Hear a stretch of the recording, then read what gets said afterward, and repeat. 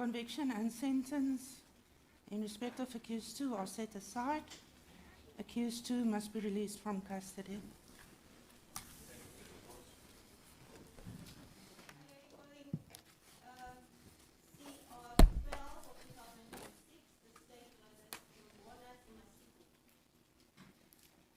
The convictions and sentences in respect of count 1 and 2 and in respect of accused 1 and 2.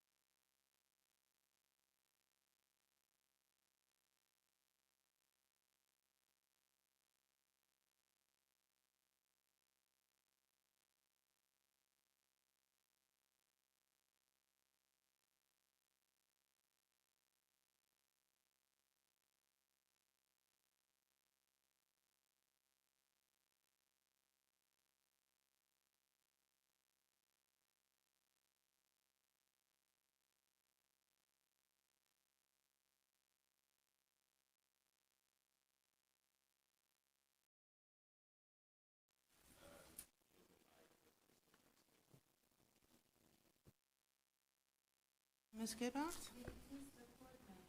Here for accused person number 1 and accused person number 11, I'm instructed by the Directorate of Legal Aid. Thank you.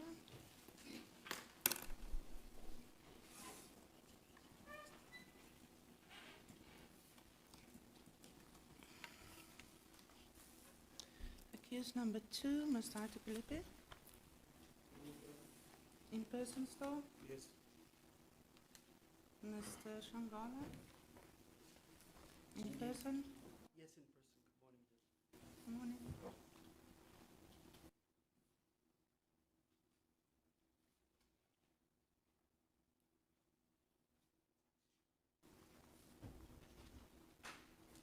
Case number 4, Mr. Beerkes.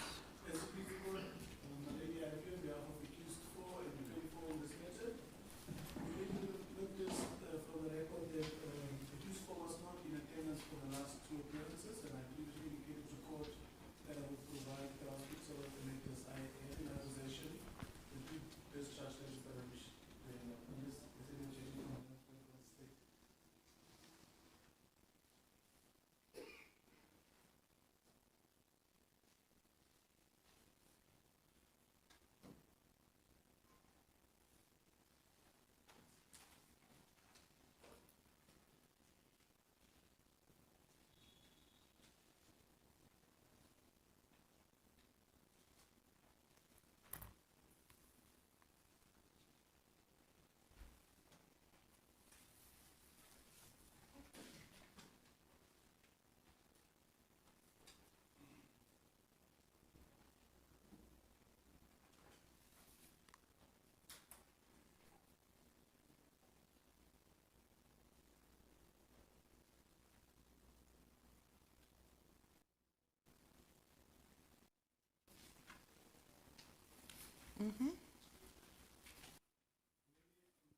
Memory serves correct. There was a warrant that was issued previously. No warrant. As please the court. Those are my opening submissions. Mr. Engelbrecht, are you standing in? As the court cases, my lady, I'm standing for this decision on behalf of accused 5, 10, 12, 13, and 14. It's currently engaged before another court that we will join us shortly. As far as accused 9 and 26, I represent accused number 9 and 26.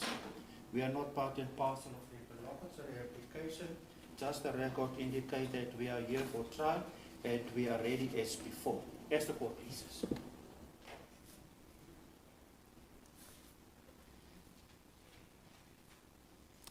Accused number 6, still in person?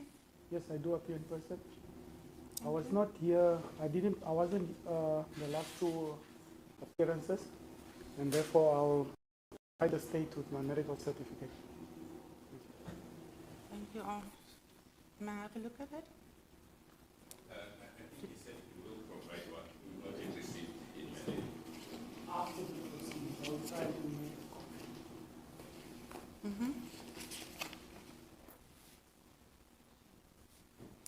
Mr. Alexander?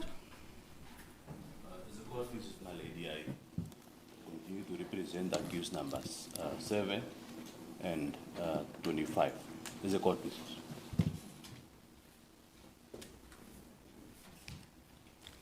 Mr. Nghipunya? I believe this about money. I will fill my appearance for accused number 8, as well as number 23, 27, and 28. God bless you. Thank you.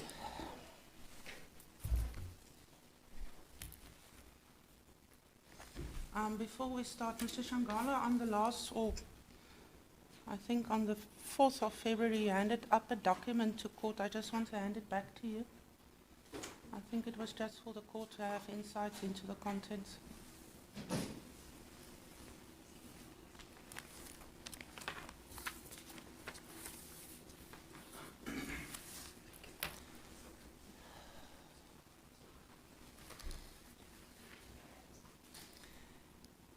Yes, I've deemed it appropriate before we proceed.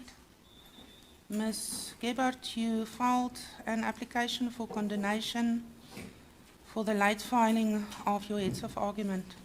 Yes, my lady, we filed our heads 2 days out of time, and we deemed it necessary to file the condonation application just to explain to the court what the reason for that delay was. That application is opposed by the applicants. I believe the one applicant or both, it doesn't matter, but it is opposed, so it is the one thing that we'll have to dispose of before we start with the recusal application.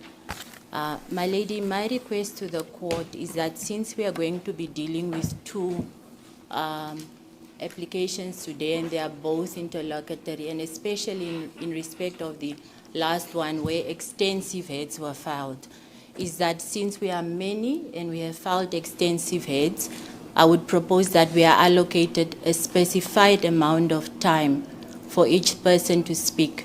Whether or not that time is protected time or whether it's not protected time, it's really up to the court. What I'm saying is that is so that we don't have a condonation the entire day, my lady. And because of the extensive heads that have been filed in the recusal application, that would be my request to the court. I don't know what the feeling of my learned friends are in respect of being given each a time frame within which to make submissions on each topic. Will the state, I assume there's no notice of opposition to the condonation application? So the state will not address the court in this regard? There is none, my lady. We just need to deal with the actual application itself, not the issue of condonation. We will talk about that. Thank you, Mr. Shanghala. You, on behalf of yourself and accused 2, filed condonation on Friday afternoon. That is correct, Judge. We intend to oppose, and I am not opposed to the allocation of time, insofar as that takes into account the fact that the applicants then have to respond to a number of legal practitioners in the application of the recusal, then that is fine. I just wanted to raise one issue with you, Judge, before we get into the matters proper.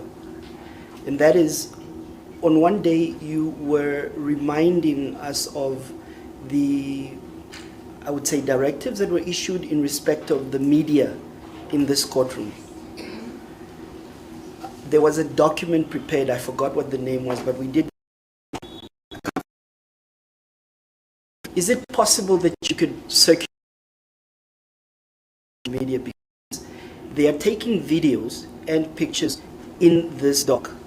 And I understood that the directives were different, that you could take pictures of the legal practitioners of the court, but not necessarily. And the reason why we are at pains to raise this issue is how we are being depicted time and again in the popular culture and media, who have driven this narrative as a guilty people. And if for the longest time that you can smile, but you've never gone through such a thing in your life, so you don't understand that this is very demeaning.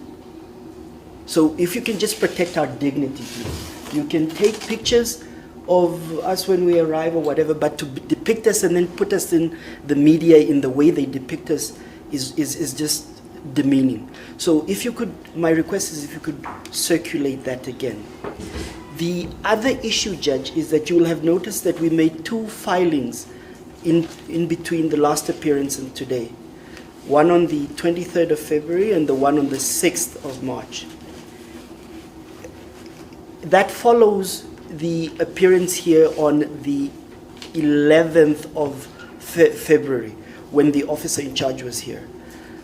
That is an issue, Judge, I would like us to address today, because as it appears from there, our trial preparation is being hampered in earnest.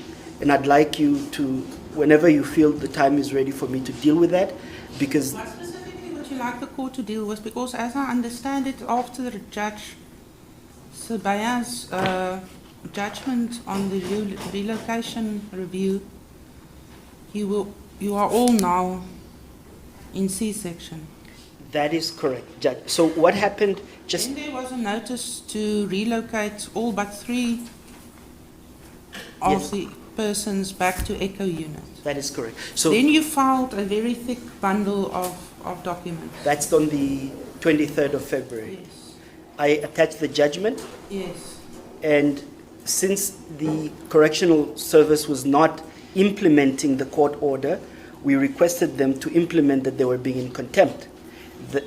Then on the 16th, they relocated everybody.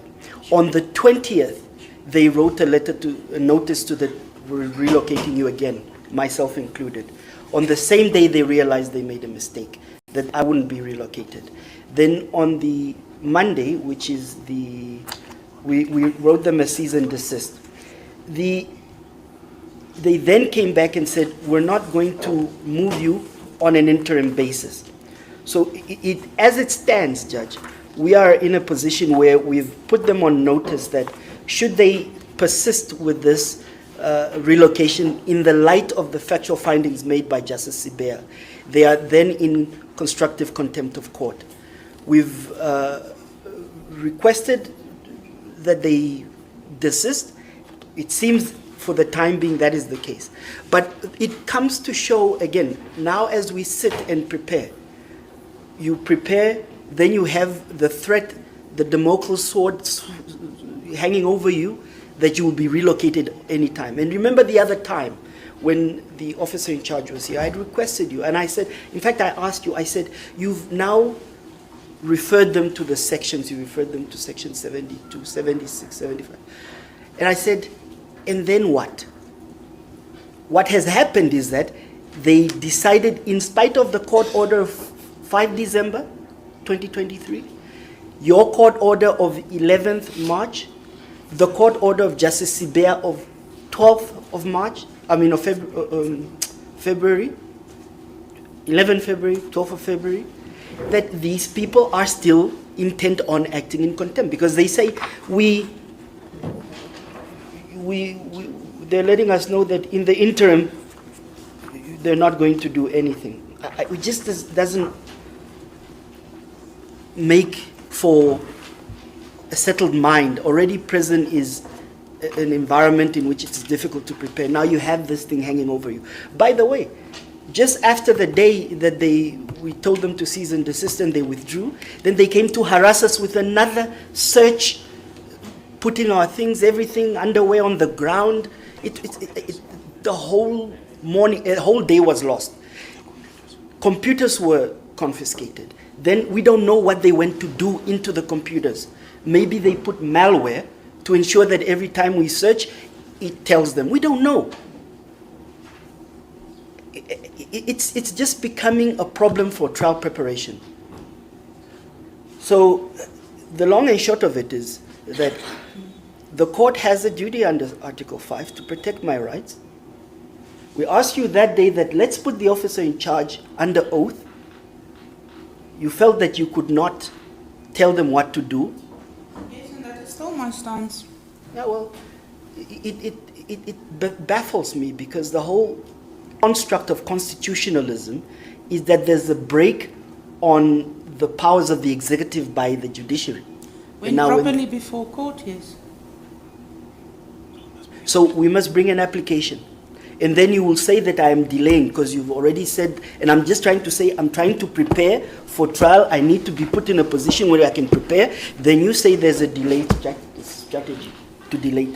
I mean, what more must we do? Is there nowhere it behoves the court to say, I hold the powers, I can do this and this and that?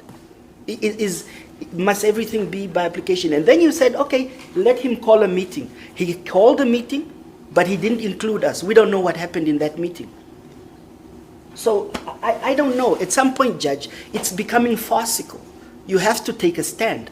You cannot fold your hands and pretend that you cannot see the injustice. You can see it. You need to do something. And if you want me to make an application, I'm prepared to make an application, so long as you don't say I'm delaying the trial. That's the whole problem I have with your stance, is that we are delaying the trial when we are asserting our rights. And then when we bring it to you, you know, then you call them and lackadaisically read them the sections, and then what? And then they go and commit contempt of court. This is the problem I have. So that's the first issue. The other issue was the issue I raised on that's the second issue. The first issue was the issue with the journalists, please. Thank you. If they could just delete those pictures, please. Who took the pictures? It was the young lady, yes. The court was not in session. That's the whole point. As is the normal practice. Miss Brenda? Just get my file in the office, please. I just want to have a look at the rules of the Judge President again. But I'm sure all the media are in possession of the rules of the Judge President, because it accompanies the request to be present in court. When the permission is given, then those set of rules are attached. I'm very sorry to interrupt again. My understanding is those directives or those rules apply to the live stream.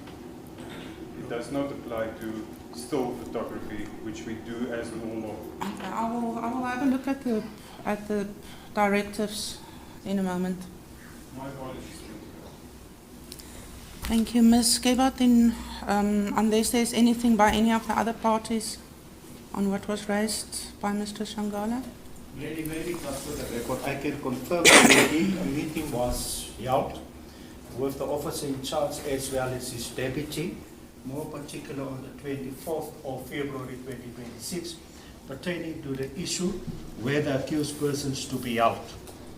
I raised the issue whether or not all the accused persons is now in the same section, and during that meeting with the lawyers, I've been guaranteed that indeed by the officer in charge that there would be no further disturbance as far as the allocation or moving around of the accused person, and that they would be given the opportunity in order to prepare themselves. So such undertaking was indeed made by the officer in charge, and such can be confirmed. Officer Oscar is the first name, yes. Thank you. As well as his deputy that was present that day, they confirmed that indeed all the accused persons is now detained in the certain sections, and that there would be no further disturbance as far as that issue is concerned. Same can be confirmed with the lawyers that was indeed present on that particular day. Just to inform the court what the undertaking was indeed from the officer in charge. Just for the record. As the court pleases. Thank you.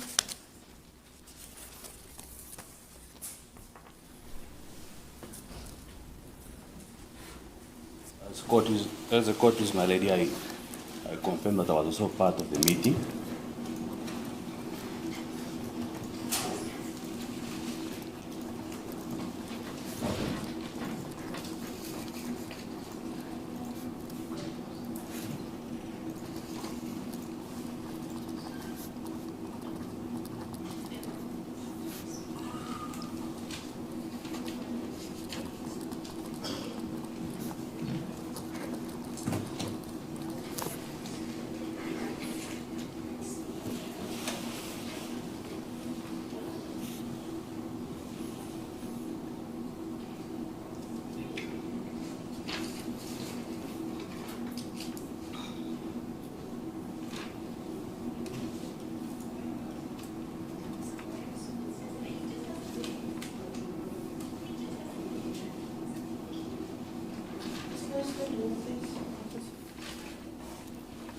Mr. Alexander? Yes, I think significantly during the meeting we made, the lawyers that were present made certain proposals to the officer in charge on interventions that can be made to ease and enhance consultations especially. So that is importantly what the meeting was about.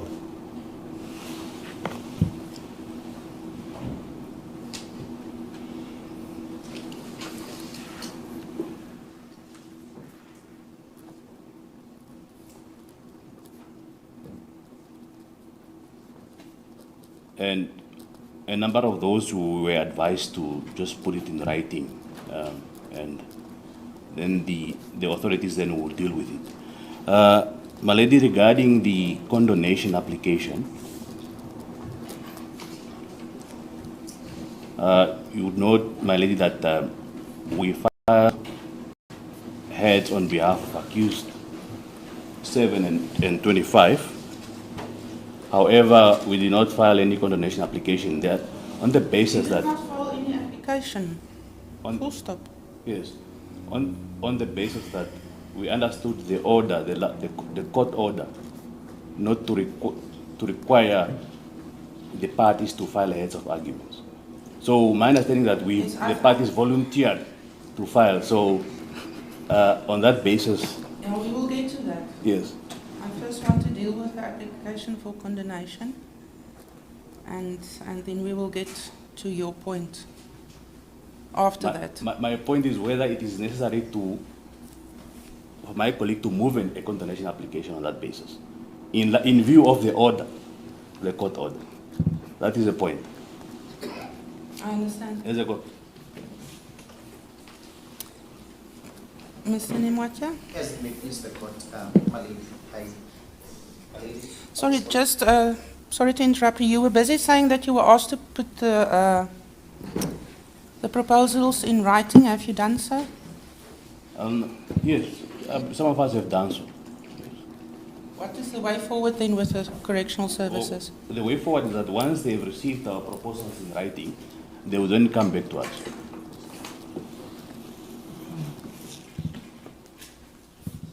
Thank you.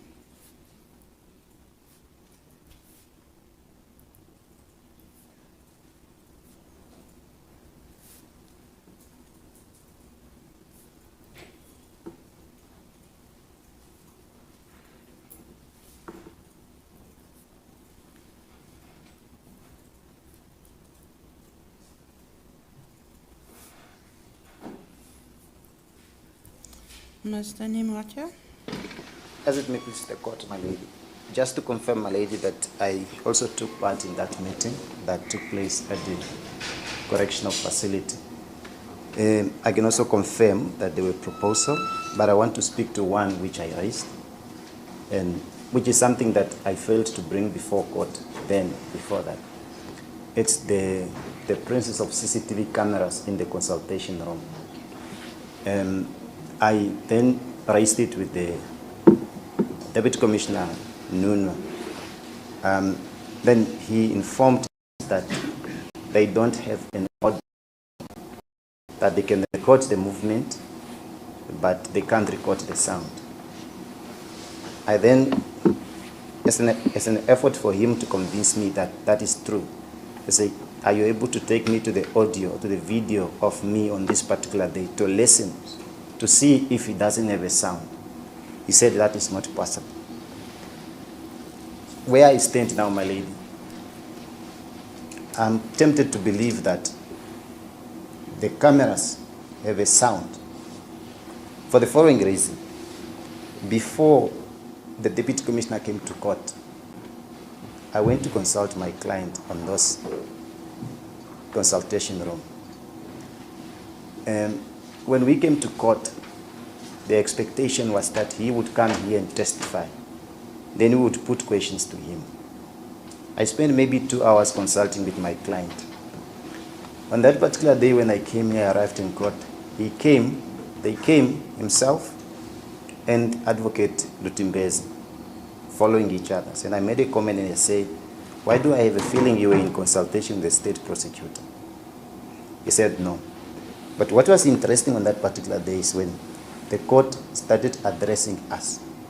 He was seated outside, but the court said, the court could see that there is a member from the correctional facility with us in court. But on that particular day, in that particular moment, he was not in court. That's when Advocate Lutimbezi stood up and told the court, he's actually not in court, he's outside. If I put together all of that, I can only come to the conclusion that somebody told the court that he is here in court. But he was not in court, he was outside. What I'm saying is that on that particular day, when I stood up to say, I hold instruction from my client that he testifies, and the court refused, the court says, the court was going to address him on certain sections. Before that, the court actually said that he stands up because in the court's view, he was in court. But at that moment, the man was not in court. He was seated outside. My question is this: how could the court be so mistaken? Seated in front of us, it's not a big court, come to the conclusion that the person is in court when in actual fact he was outside. That's why Advocate Lutimbezi stood up and told the court, he's not actually in court, he's outside. Then he went to be caught outside. If I link that to the cameras that are in there, I think it wouldn't be unfair. It wouldn't be unfair. It wouldn't be unfair for me to conclude that somebody went to listen to the audios in the cameras. They found out our strategy for coming to put questions to the Deputy Commissioner. They went to speak to the prosecutors, maybe spoke to somebody, who maybe spoke to court. To me. No, I'm saying, how did the court then know that he's But inside? I didn't. No, but the court said on that particular day he was in court, but he was outside. But why would I ask a person who is not in front of me to stand up? Exactly. Exactly. No, Mr. Mwatelulo, I'm struggling, honestly, to follow your argument. Okay, maybe we can pack it there and I move forward on another issue. When we were in the consultation room, when we were about to leave, the Deputy Commissioner Nunua, in fact, before that, there was a meeting that was held between them and my client and other accused, where he made the reference to me as that, it's Joas, that boy.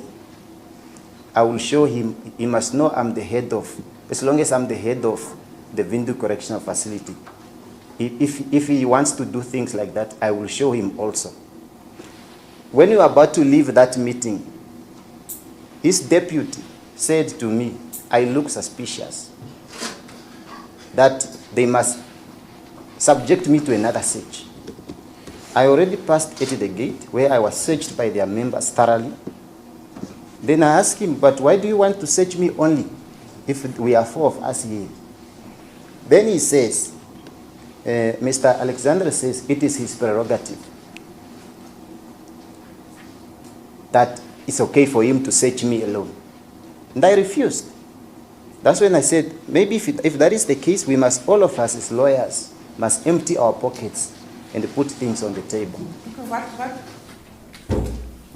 What must I do for you, Mr. Mwatelulo? I beg your pardon? What would you like the court to do? What I'm saying is, it seems as if I may also, as a defense lawyer, I may also need protection. Because prior to that, if I can take it further, there were people that came at my office mentioning that they were sent by a witness, who's a defense lawyer in this case, a state witness, wanted to make an arrangement with me, and I refused. I said I cannot meet with a state witness alone. Then again, Mr. Alexander seems to be instigating the deputy commissioner to search me, but he's a defense lawyer. So if you want to put something before court, you have now impugned the integrity of the court, impugned the integrity of one of your colleagues. I suggest you do it in a formal manner. Unless there is anything else, you may be seated. As it may please the court, my lord. Thank you.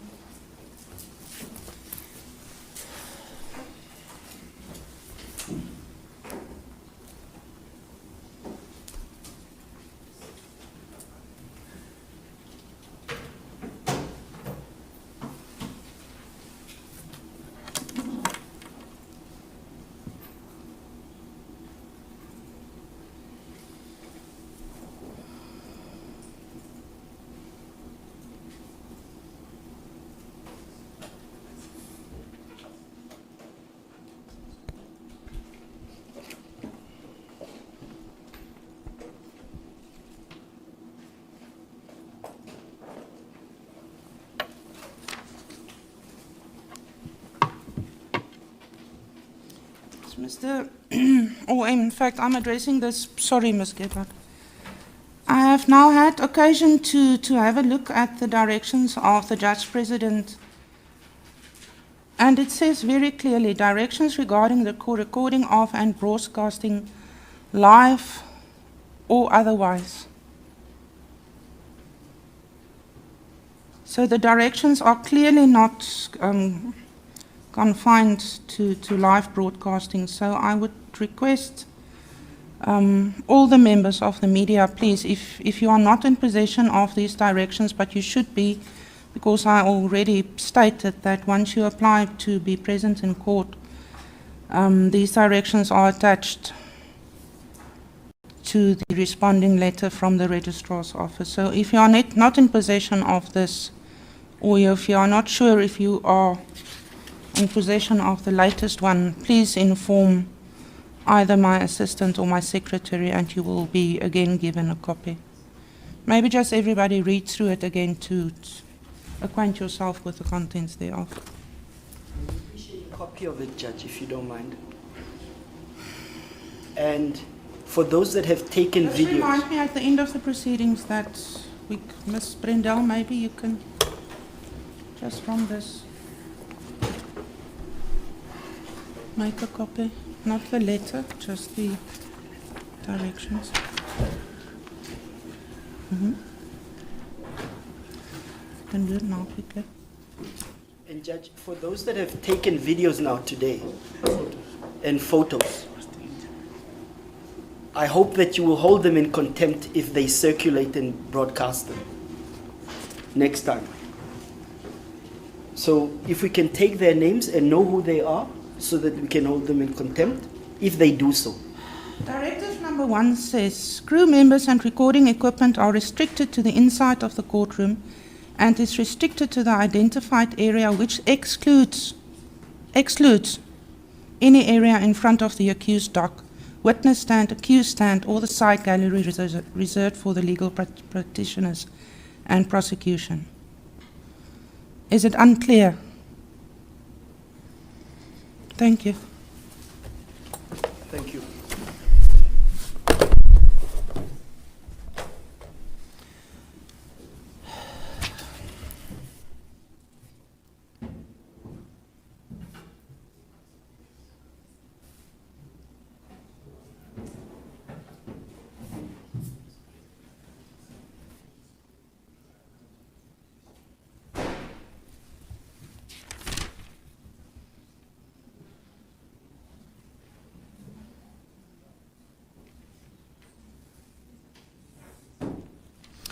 Mr. Siamunje, I see you have joined us. You confirm your appearance, accused 5 and 10.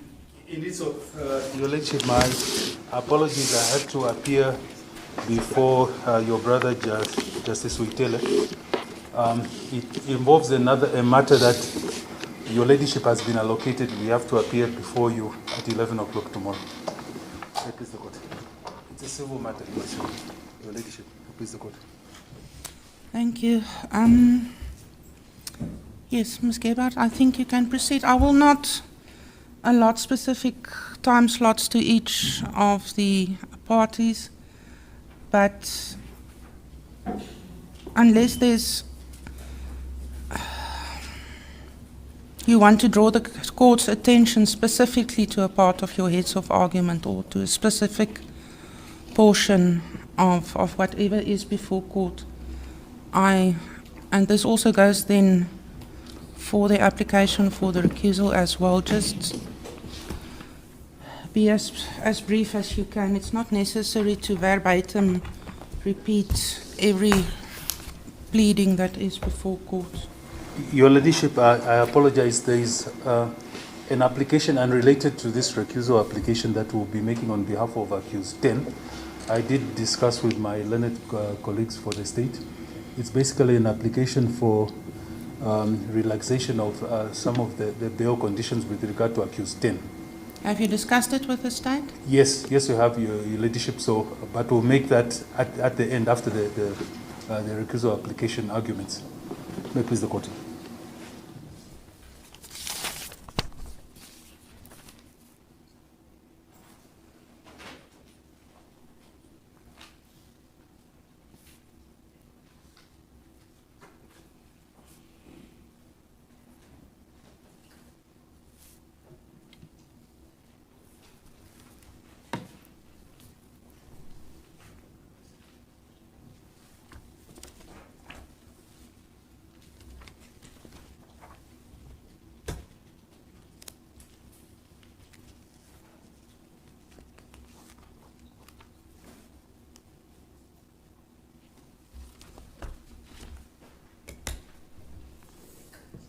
Mr. Shanghala, I see you are standing. Yes, Judge. The only reason I'm standing is, remember, I had made an application that the venue be done in a way that can facilitate us to, during the trial, prepare for trial and have our documents. They then place this issue, this wooden thing here. It is the only thing I have to arrange my papers. So I'm not standing necessarily because I want to address you, but because I'm fiddling through my papers as I would had I had a table in front of me. I don't. So it is the making of the court. There was supposed to be a report. You have not requested for the report. I've spoken about it. I've lost interest in talking about it. So it is what it is. My apologies if it is disturbing you. But I must prepare for my trial, during trial as well. And very well, Ms. Gebhardt. Thank you, my lady. My lady, the first and 11th accused person filed their heads of arguments on the, I believe we filed them on the 5th of March. The court order of the heads of argument was issued on 4th of February 2026, my lady. That court order directed that the state would file, firstly, that the matter was postponed to 11 February 2026 and that the state would file their notice of opposition and affidavit on or before 11 February and that the applicants in the recusal application would file the replying affidavit on or before 23 February and that the applicants would also file their heads of argument on or before 26 February, and that the state would file their heads of arguments on or before 2 March 2026. And only after that you... That's what I'm about to put on record, my lady, if you allow me, because I'm not relying on that aspect. That would be Mr. Baker's business to Mr. Alexander, my learned friend, to address with the court. Your ladyship, you would note that when that order was issued, I was not in attendance and I had at that stage not indicated what accused person number 1 and accused person number 11's position is in respect of the recusal application. So that appeared on the 11th of February, we undertook to file the heads in line with the order that was already issued on the 4th. So that takes care of that issue, that we did inform the court that we would file in line with the directions that were already issued, so as not to tamper with the timeline that was issued. Okay. Right. So, my lady, the application for condonation, if one has regard to what the test is in our jurisdiction, you would find that in the case of Nakale,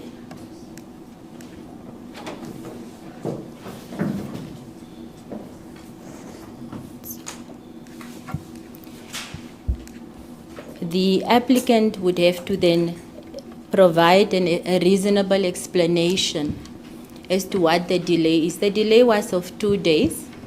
You have to explain what the delay is, make sure that the application is filed promptly as soon as it's able to do so, and also then a of prospects of success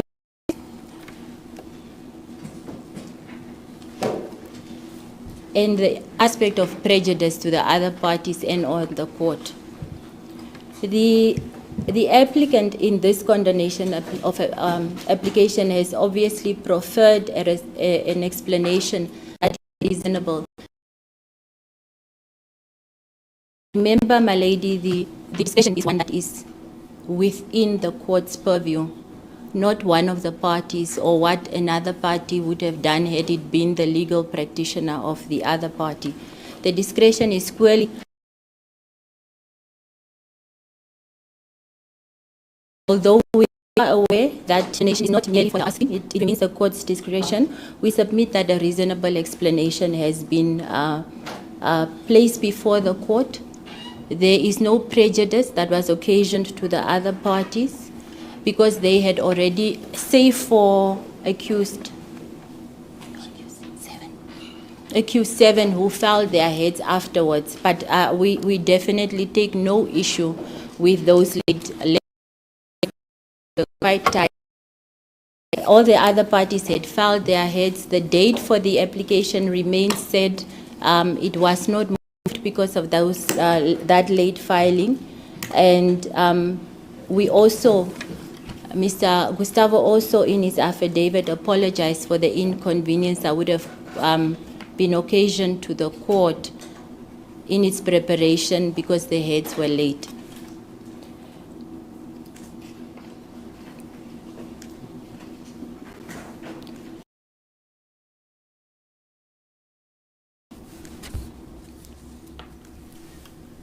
The converse in respect of the press or the application is not granted because the court would then have to decide the recusal application, the arguments that have been advanced on the heads of arguments by accused persons number 1 and 11.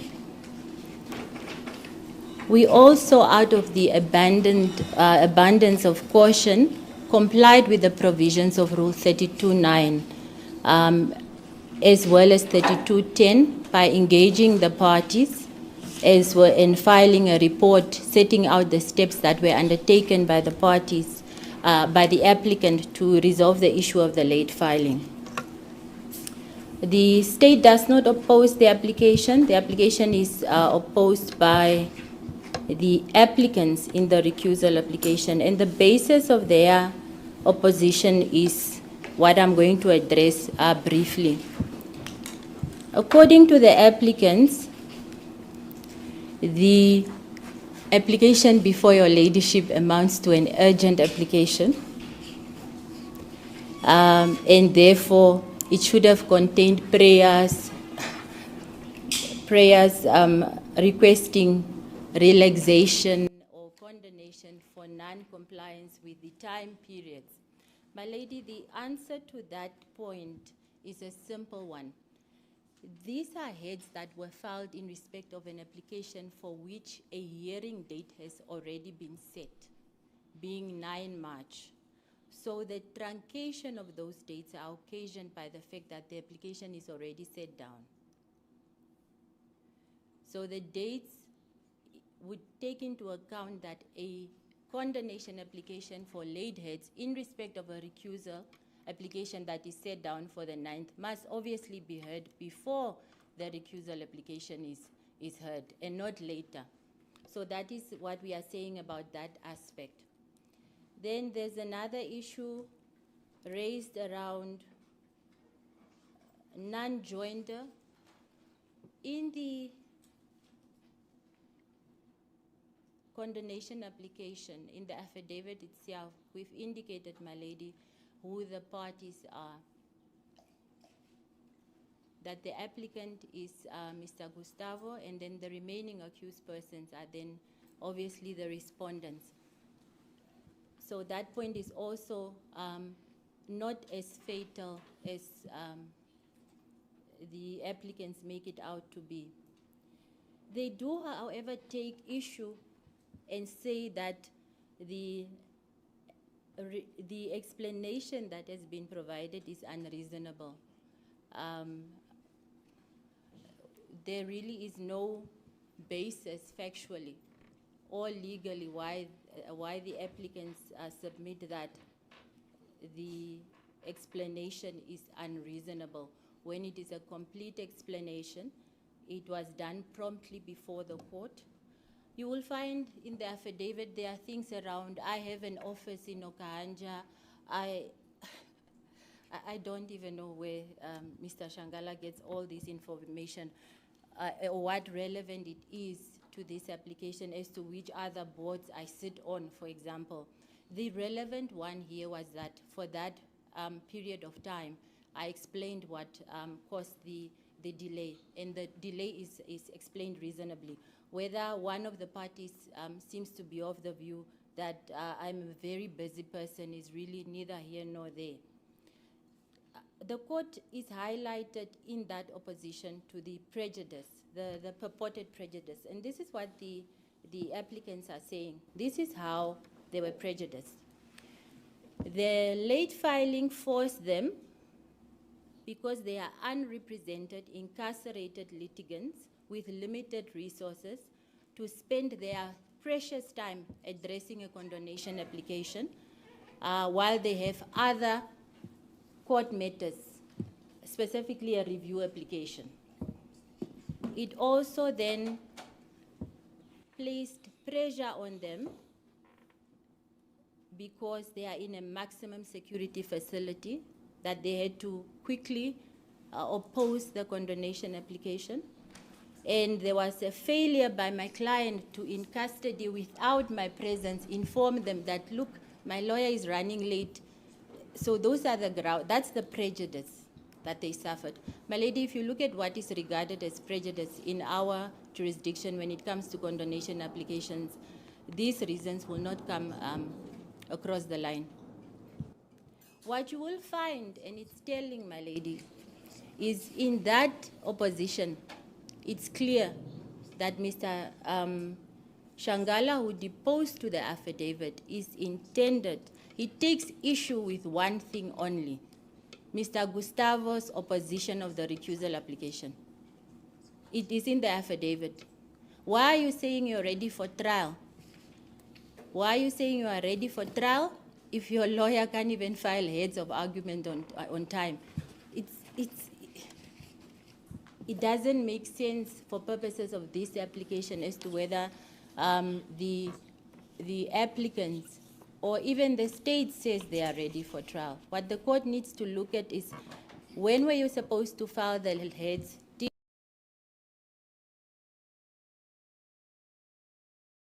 Did you address the issue of prejudice yourself, prejudice to the court, and prejudice to the other parties? And also, did you address the issue of the prospects of success? It's on that basis, my lady, that I submit that the applicants have made out a case for condonation and beg the court to grant condonation and allow us to argue the application before you, which is one of whether or not your ladyship should actually recuse yourself from this matter. As it pleases the court. Thank you.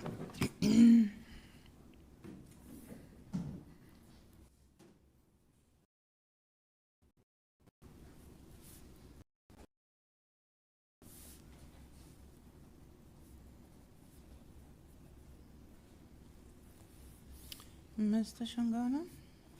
Thank you, Judge.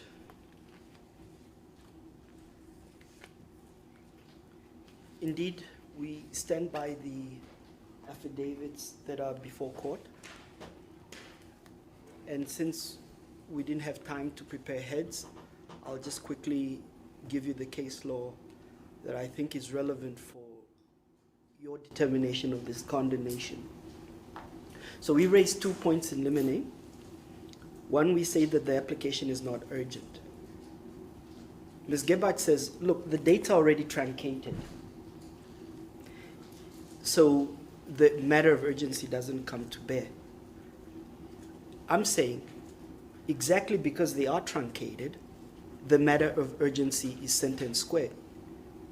If you are bringing a matter interlocutory to the interlocutory matter, where data already truncated, and you don't even give days, you give hours for the filing of opposition, then at least in the least what you should do is beseech the court that you don't comply with the rules insofar as they relate to the timelines. Ordinarily, I have 5 days, not less than that, than 14 days. But I was literally given hours. It's filed on Thursday. If you oppose by Friday, you should file your opposing affidavit, your answering affidavit. Now, you can't just come to court on your own timelines. Granted, we are in a criminal trial, but in the CPA, you don't find procedures for condemnation. You find them in the rules of the court. And I had asked you specifically, Judge, to determine how do we work. And then you said you were very clear. If you bring an application on the rules of the court, the game is set. You apply with the rules of the court. She should have at least applied for the matter to be heard on urgency, or at least beseech the court to say, even though I'm not coming on an urgent basis, disregard the timelines for the following reasons. She doesn't do that. She goes straight to the issues she believes are justification for the condemnation. Now, Rule 65 is a rule for ordinary application. This was an ordinary application on notice of motion. It was not a Rule 73 application. The requirements under Rule 73 are clear. They are not one and the same as the requirements or relevant considerations for a condemnation. My look at the law, the landscape of the Namibian law, led me to Felisberto versus Meyer, a Supreme Court case, SA 33 of 2014. The judgment came out on 12 April 2017. And the court led by Judge of Appeal Mainga, now former Judge of Appeal, referred to Balzer v. Fries, a 2015, in brackets 2, Namibia Reports 547, Supreme Court judgment, where at page 551J to 552F, I'd just like to take the court to paragraph 21 in that judgment, where they then refer to the case of Balzer. That's Felisberto. They say in paragraph 5, The application for condonation must thus be lodged without delay and must provide a full, detailed, and accurate explanation for it. This court has also recently considered the range of factors relevant to determining whether an application for condonation for the late filing of an appeal should be granted. I'm saying in this case, the court ought to consider condonation in general. The law is, I'll give you the cases that discuss all these issues.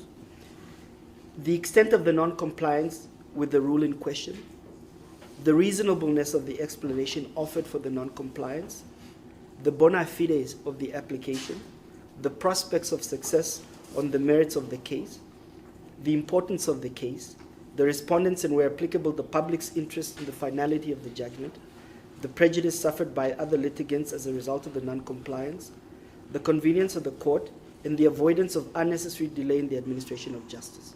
So if you look at Balmar or RNGs trading as Autotech versus Quick Build, or whether it's Bierkes and another versus Southwest Africa Building Society, Swabo and others, whether it's Rally for Democracy and Progress and others versus Electoral Commission of Namibia and others, whether it's Petrus versus Roman Catholic Archdiocese, or whichever of these cases that you look at, Supreme Court judgments, they sort of coalesce the law of condonation on those issues. It's not just those two issues, generally those issues. Then Justice Mainga quotes from RNGs the following: "These factors are not individually determinative, but must be weighed one against the other, nor will all the factors necessarily be considered in each case.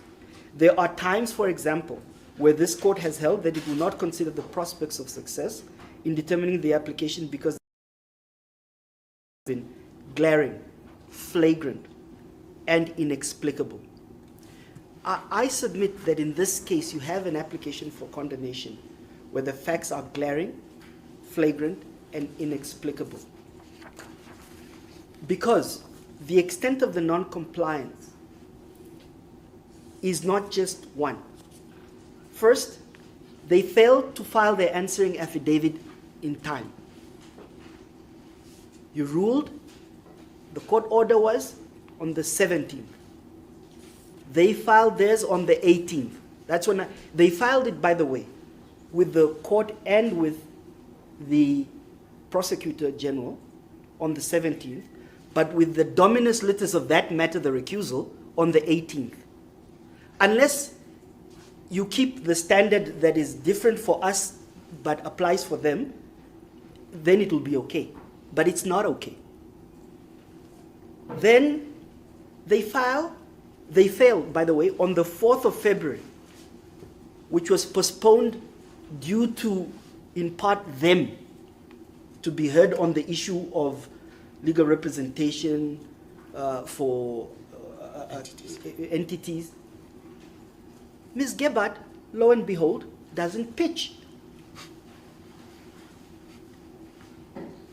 And this coming from the very person you permitted to partake in an application where she hadn't even filed a condonation or even an application to intervene.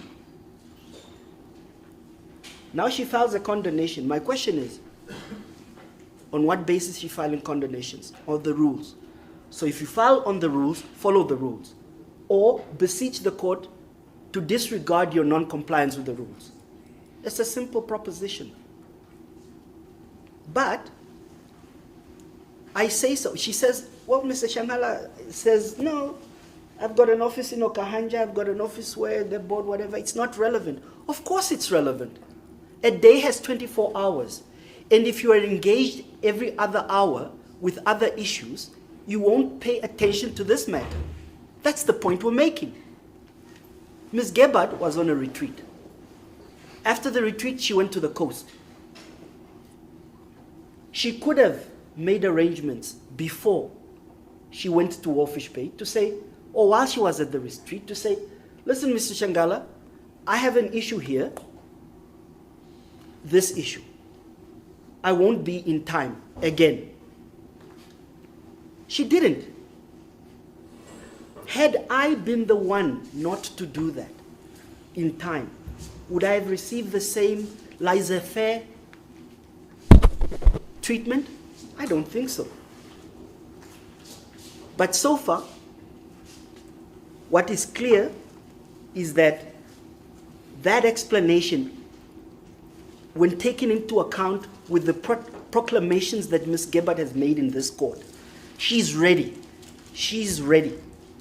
And then she can't appear in court, can't file answering affidavits in time, can't file heads in time. It gives me reason to be worried whether or not she's ready for trial. And I say, if you just put the facts in a large language module AI, it'll churn out that this person is not ready. Just on numericals alone, binary mathematics alone. Then I say that the prejudice that I've suffered is that, and you are aware, Judge, I've given you the court order which you just returned to me now, before we started, that there are DAs that I had to comply with respect to the matter that is pending before Deputy Judge President Utele. And on the 6th of March, I had to file a notice of discovery. A discovery was filed, I had to go through it. Then on the 5th, I'm filed with an application for condemnation. Well, first a rule 32.9, and I'm saying, but that rule 32.9 should have been the one done before Ms. Gebhardt left the retreat to Swakopmund in Walfish Bay. Then on the 9th of March, today, is the recusal application. And I must still file a status report, which I have to deal with the government attorneys. And everybody here who's dealt with the government attorneys knows how slippery they can be. And I would know. I used to be in that building in another capacity. And now, it's apparently nothing. It's of no moment. Not only does a day have 24 hours, but I have less hours to prepare, in a position to be sitting at a table to prepare, than she does. I literally have 3 hours, at the most 5, because I'm in a maximum security facility. You can't say it's of no moment. You can't, otherwise you're not honest. You will be running away from the truth as it is chasing you.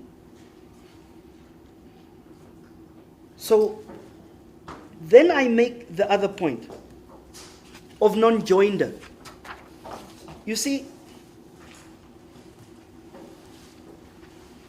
Justice Shinengo in this courtroom, when I had brought an application under Section 149 for the venue to change because of the incapacities that I have here. And earlier in the morning, you and I were going on about how I'm standing and I was explaining to you the issues. And you've seen the chairs. He said, on the issue alone that you didn't join the executive director, the registrar, in your application before me, I should dismiss this application. Non-joinder. He says it's fatal. That's what Justice Shinengo said. Here you have a condemnation application, and I don't know if you have it in front of you, Judge, the actual document. I have it. You see, page 1 is the one that has the stamp on it. And you will see that it says, in the matter between the state and it ends at accused 17. There's accused 18 to 28 are not relevant, apparently, to her. And then it continues. I thought it was just a mistake. Then she continued again in the notice of motion. Accused 18 to 28 are not. And then in the founding affidavit of accused 1, again, it's the same thing. So she came to court and intended only to be opposed or serve only accused 17. Whereas, when we made the application, we also made it on behalf of the entities that are excluded. It's a material non-joinder. Unless we are saying, no, the rules don't apply. I'm just saying, when you are in a house that is made of glass don't throw stones. Because if you throw stones, the whole edifice cracks and it falls onto you. And what happens is that we have ruination. Either we follow the rules or we don't. The court must say, okay, look, you know, and I've made the point. You see, now maybe you understand why I raised the point in the first place, to say you need to guide us on the application and the applicability of the rules. It wasn't just in jest, because a matter of this nature has many interlocutories. And I understand the incapacities at the magistracy with civil law. We'll deal with that later. It's not me. I have a document here from the judiciary that says that there's a serious incapacity of magistrates on civil law. That's a very reason why I raised that issue. Very first moment I could bring up an application, I raised it with you because I was alive to that fact. And I would be. In my previous life, I used to be Minister of Justice. I know the shortcomings. Now, we are here applying rules for some, and it's the very issue that goes to the core. So yes, Ms. Gebhardt, I will be dealing with the issue of the recusal. One, this is an interlocutory in the interlocutory of recusal, but it goes to the issue. If you apply the rules differently for some, differently for others, then again I'm saying, that, prove my bias. Then, in that matter I referred to, the Shanghala versus the state, the one that was determined on 18 November 2024 by Justice Shinengo, in paragraph 23D.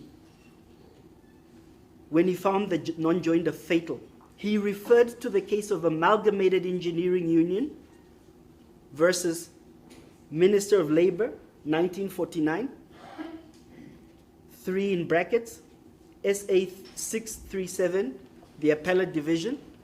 It is very much part of our law. So what would happen is that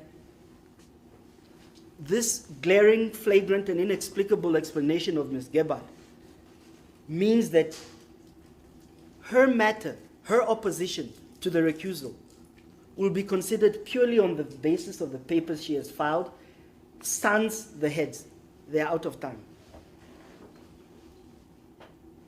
That is the effect of it. I'm not saying that her position should not be before court. It's before court in her papers or those of accused one. But her arguments, no. She came late. She found the party over. She gets no cake. That is the sum and extent of my opposition.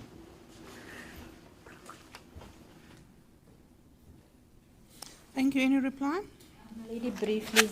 My lady, on the 11th, it's just on the aspect, the other things I won't even address.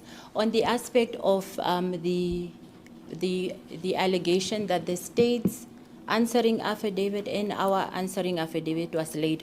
On the 11th, my lady, 11th of February, the court asked us when we would be filing the answering affidavit of accused 1 and 11, and we undertook to file it on the 18th of February, and that's what we did. So the answering affidavit is not late.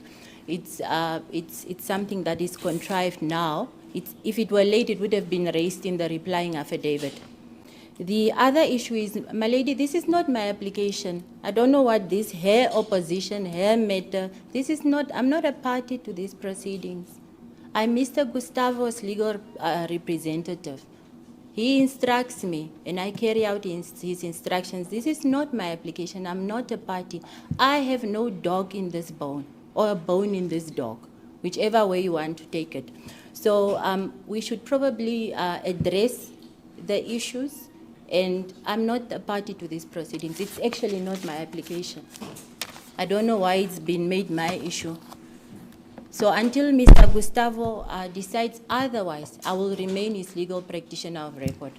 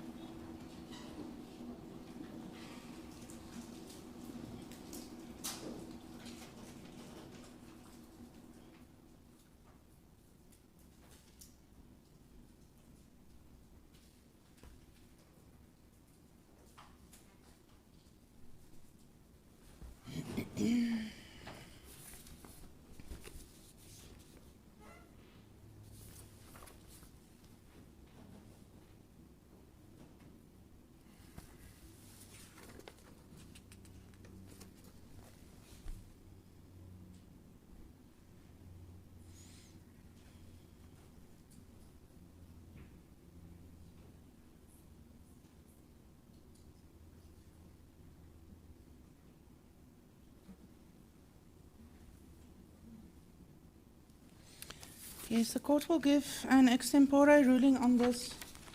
Reasons to follow later. The late filing of accused 1 and 11's heads of argument is condoned.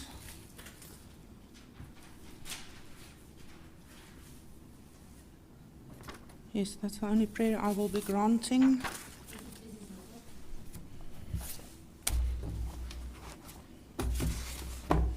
I will incorporate the reasons for the granting of the application in the eventual ruling on the recusal as well.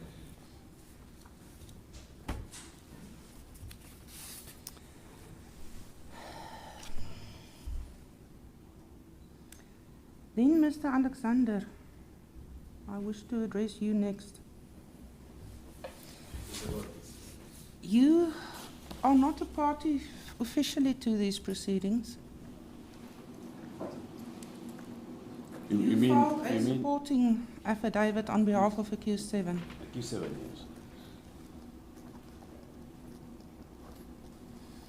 Is it, whose application are you supporting? That of accused 2 and 3? I'm supporting the application brought by the applicants.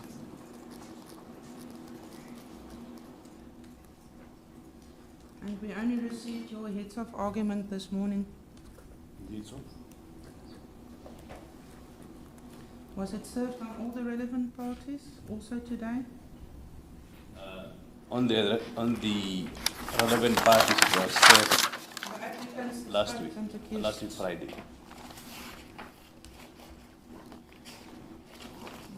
Thank you. Then thank you, Mr. Alexander. Mr. Shanghala, maybe you can just refer me in your notice of motion and your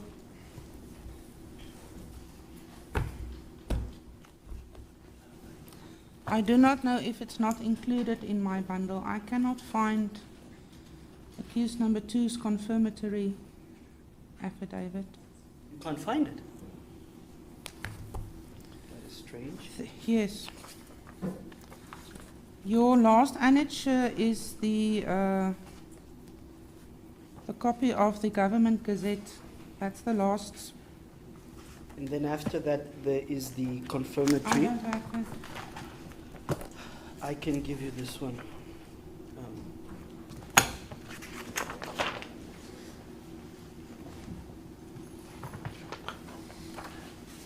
My apologies for that, Judge. Maybe the copies didn't copy properly and it got excluded. It's only 3 pages. My apologies. You can keep that copy. I have an electronic version as well. So there are no markings on it. Thank you. Is there any objection from any of the other parties if the omitted pages are handed up to court, maybe from the state? Thank you.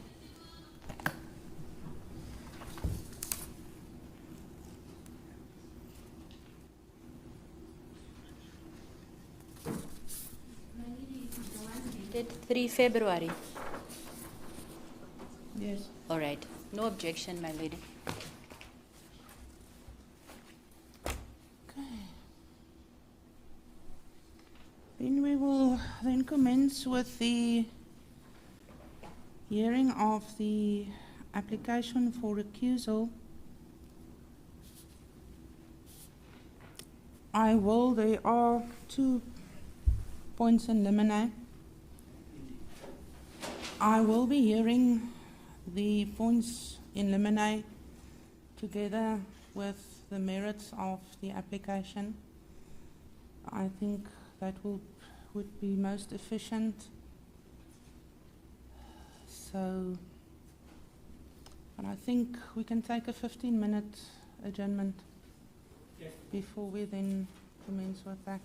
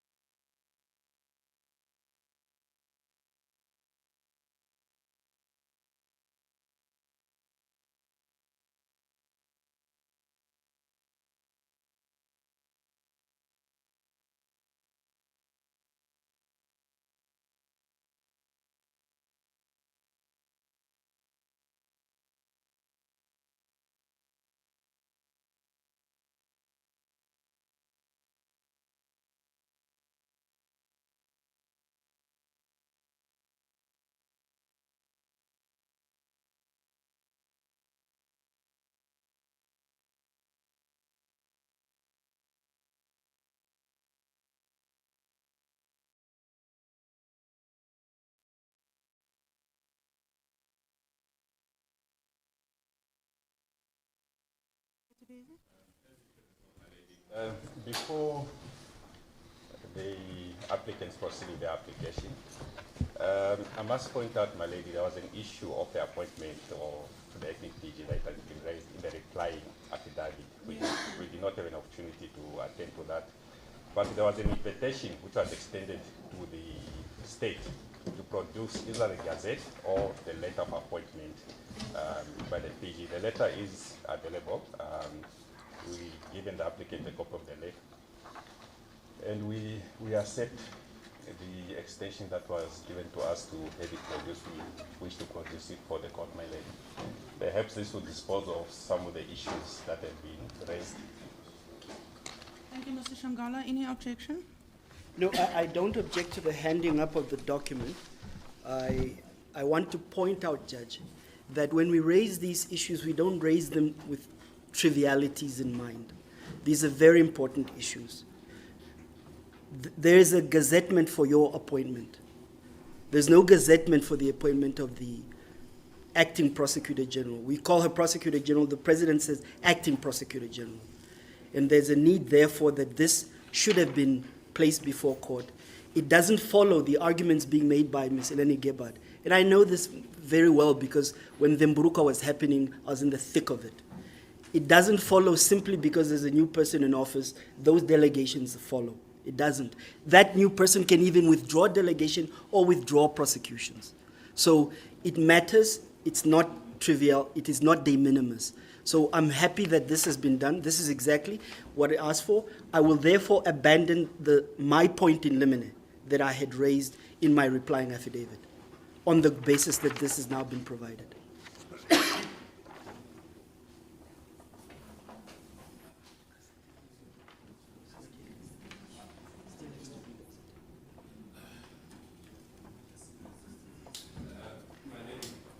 Can we have the letter? It seems it's being circulated to everyone who are not even parties to these proceedings. They are taking pictures of it.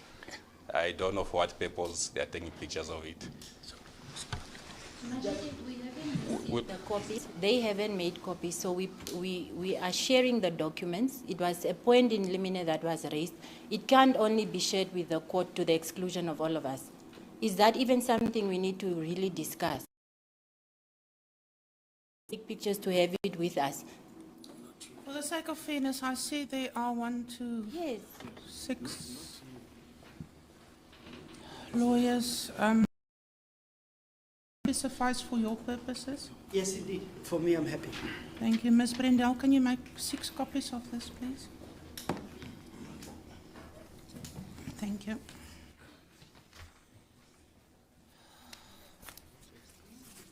Mr. Shanghala, you may then proceed. Thank you, Judge.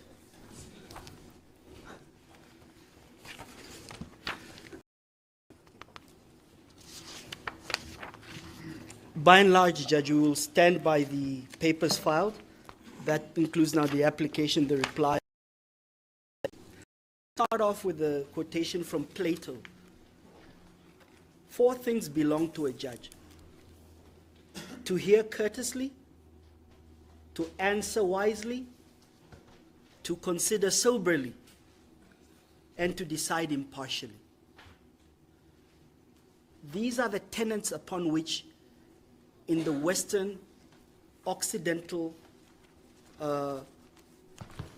world, the rule of law has been upon. A fair trial.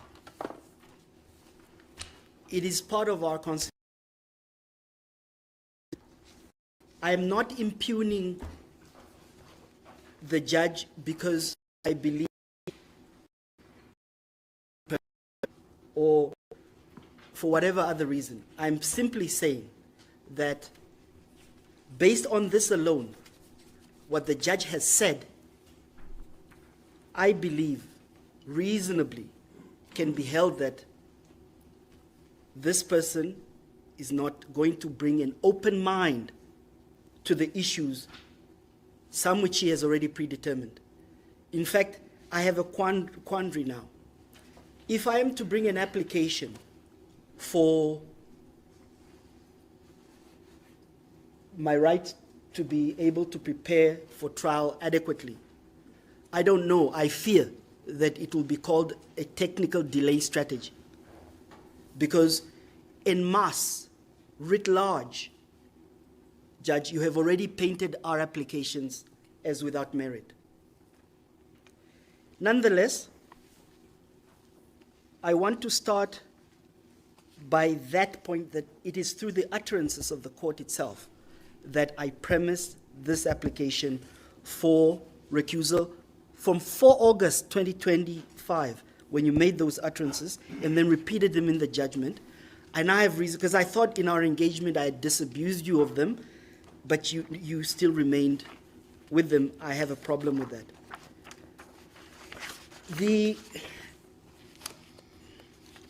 I will just shortly, very shortly, I won't do what Mr. Marondedze has done. He's written a Bible, a treatise on the law of recusal in Namibia.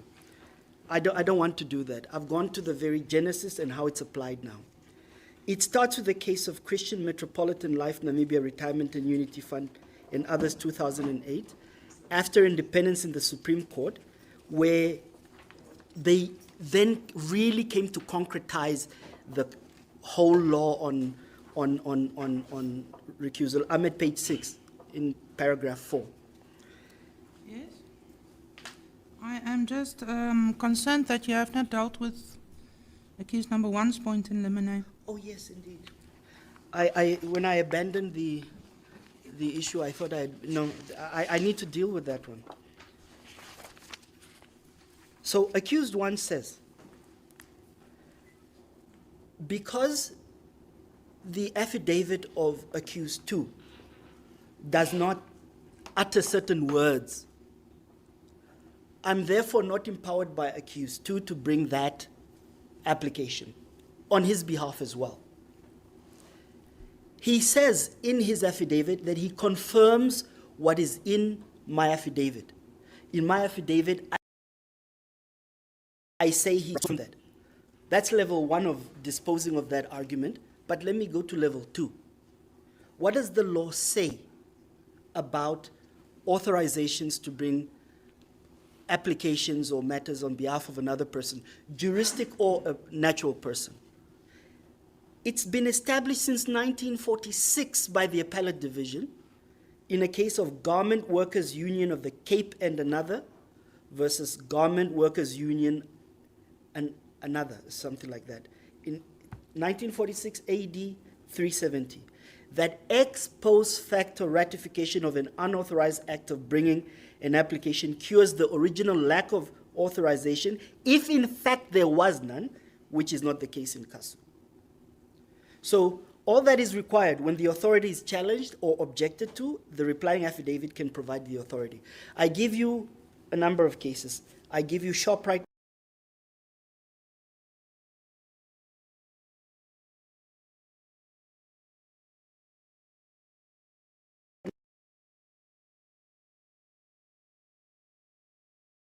Namibia, but it's a 2010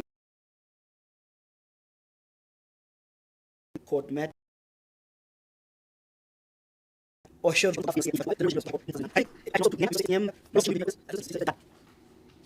it was a missile from Iran, it landed without exploding.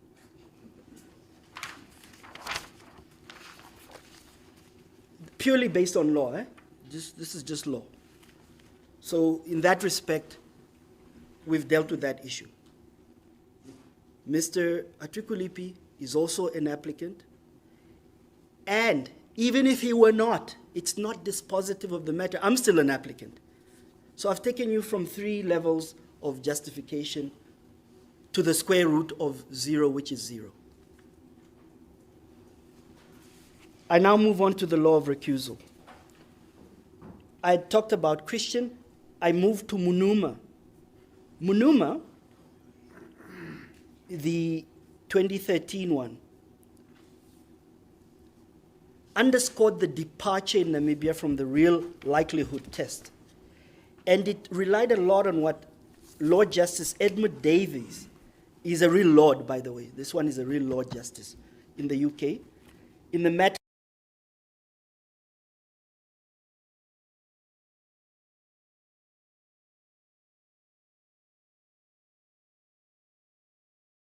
of Metropolitan Company C,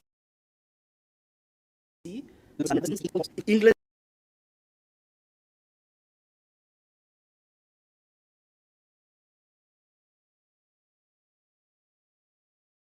Court of Appeal, Unuma,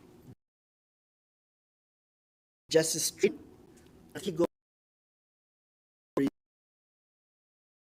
contributed to students' development.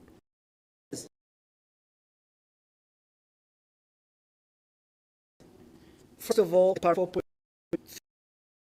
file whatever. I'm not looking for this, that.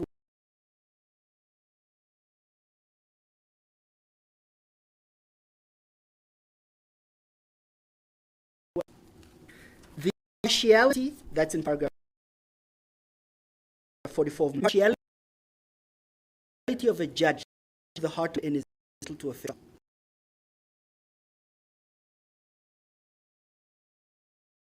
In some way, this particular result to conviction. The judge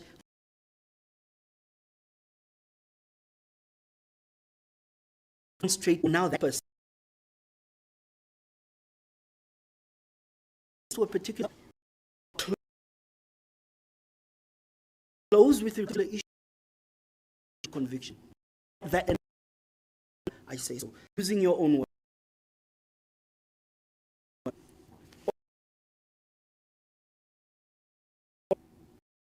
Law maybe would be in the Commonwealth and beyond. Work of Indiana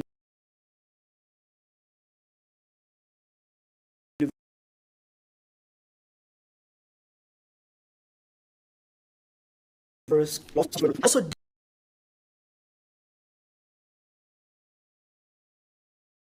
quoted my founding ethics. What do you get this? Where did that? Whatever. Why do you? I will demonstrate all manufactured cell inability. The partial and meaning to the meanings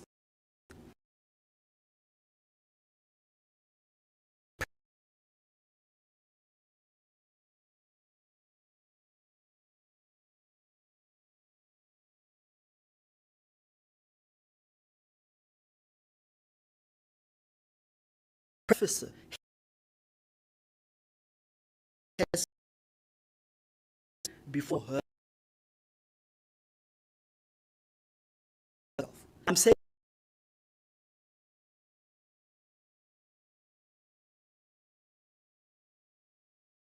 I'm just late of the law. In paragraph 42 on Africa versus Caesar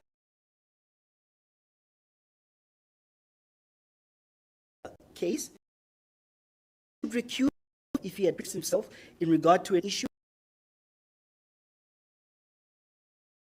or a witness that's on record, still alive and which was decided.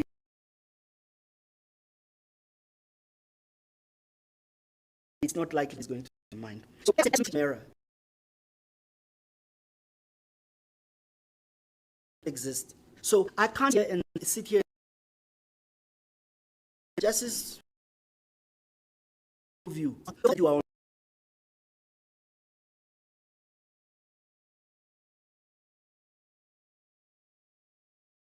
just not really one.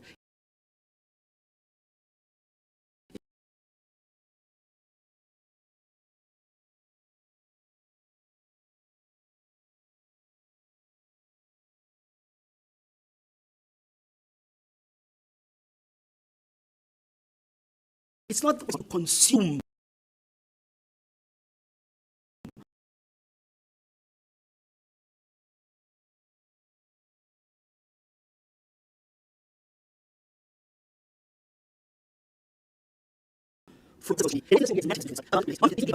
But after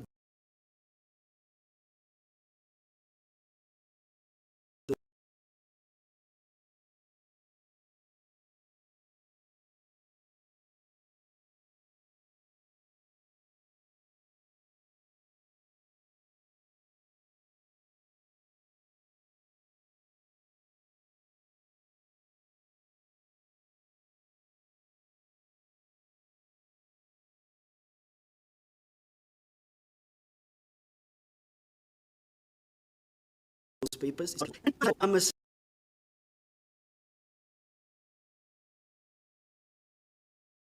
my rights. And as if I'm asserting, I'll get to that. Maybe I'll get. Let me. Why in the angels? Because what the judge.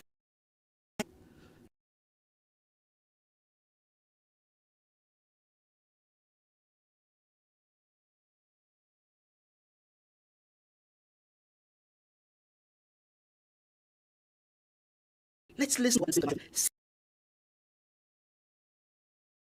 said in Minnesota. He said, so we might issue of behavior as decision makers. So this issue is not about Sacky Shanghala making things up, whatever. No, this is being said in the largest democracy. The oldest democracy, second largest. So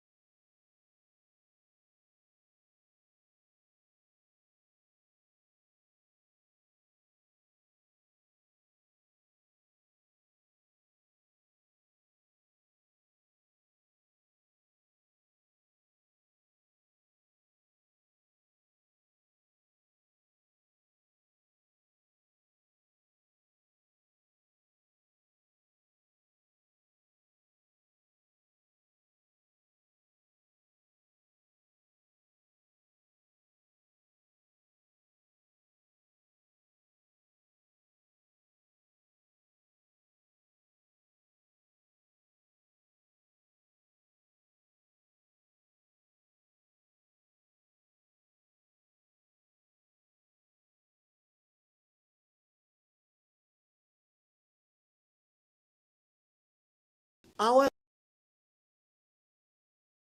democracy, 3 million.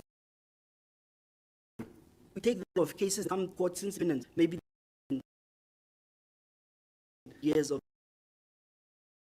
the 300, 200 in America. Learn from that.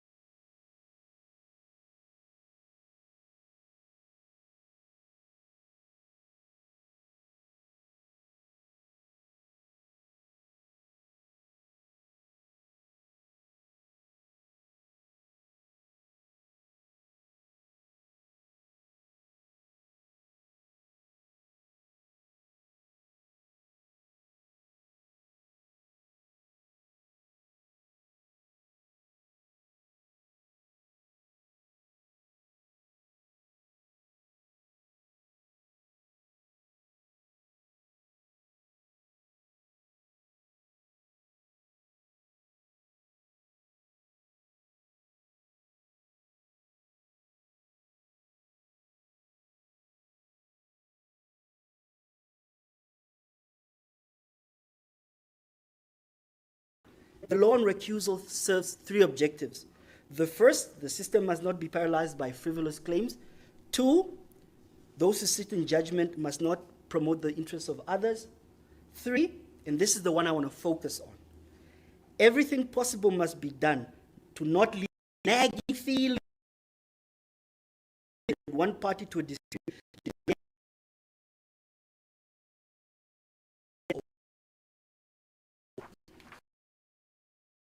Zuma. It was a judgment of 2023 in the KwaZulu-Natal High Court. And Justice Kuhn says that, he says the various comments he made in the various interlocutory matters which had been litigated before him led him to recuse himself. In fact, the court, Meromotu, asked the parties, address me why I should not recuse myself. That is the level of ethical consideration these people have. He says, listen, I think I might not be ethical, but I want to give you an opportunity to address me. This is what he says. I'm sorry, I must read these 3 paragraphs in. To the record, they're very important. The correctness of the above findings, conclusions, and comments, and hence whether they were justified, is irrelevant. That's now he's referring to whether or not the complaints made by Mr. Zuma about what he had said were correct. He says that's irrelevant. So in this case, whether or not you are correct, or whether I'm correct to say that it's irrelevant. It is the fact that they were made and what at an objective level their effect on issues which have now arisen or are reasonably certain to arise will be apprehended to be. The trial is ready to proceed with the leading of oral evidence. When the trial is to resume, it must be determined by a judge who cannot reasonably be accused of having previously expressed any conclusions or views on matters which will arise for decision. The aforesaid conclusions require that I recuse myself from the trial. It is what the sound administration of justice, the requirements of the Constitution, and my conscience dictate. No reasonable negative inferences as to whether the trial is constitutionally fair should be allowed to arise. Mr. Zuma argued that it is not enough for a judge to be just in his judgment. He should strive to make the parties and the community feel that he is just. He owes this to himself, to the law, and to the position he holds. That submission is correct. The integrity of the judicial process must be protected against any reasonable taint of suspicion so that the public and litigants may have the highest confidence in the fairness of the courts. So I've taken you now from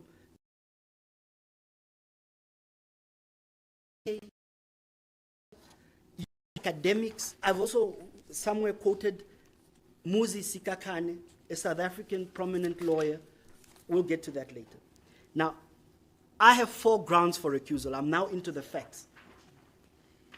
The first ground is that you've made a determination that applications were without merit and we are engaged in a tactical delaying strategy at play, etc.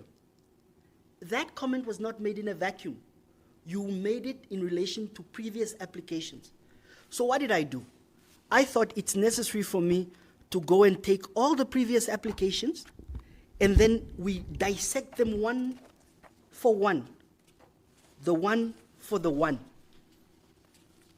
On page 13 of my replying affidavit, I have a table for you where I have listed all the applications before Justice Shinengo. There are 6. The only one in which he said that particular matter does not have merits for him to grant the relief sought.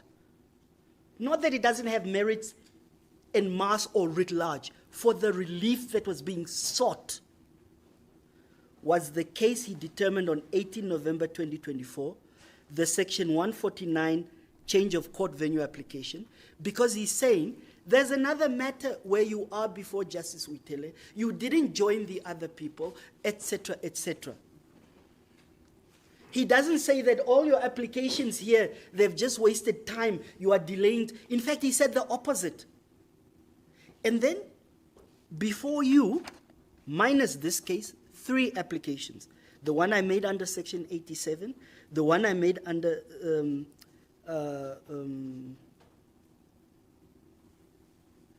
the appeal, leave to appeal, and then the one on 21 January. In that one, you don't say that particular matter. You went to paint all the applications as without merit. Tactical delaying strategy.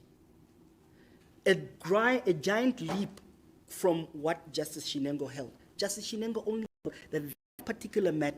that particular matter was without merits in the relief sought.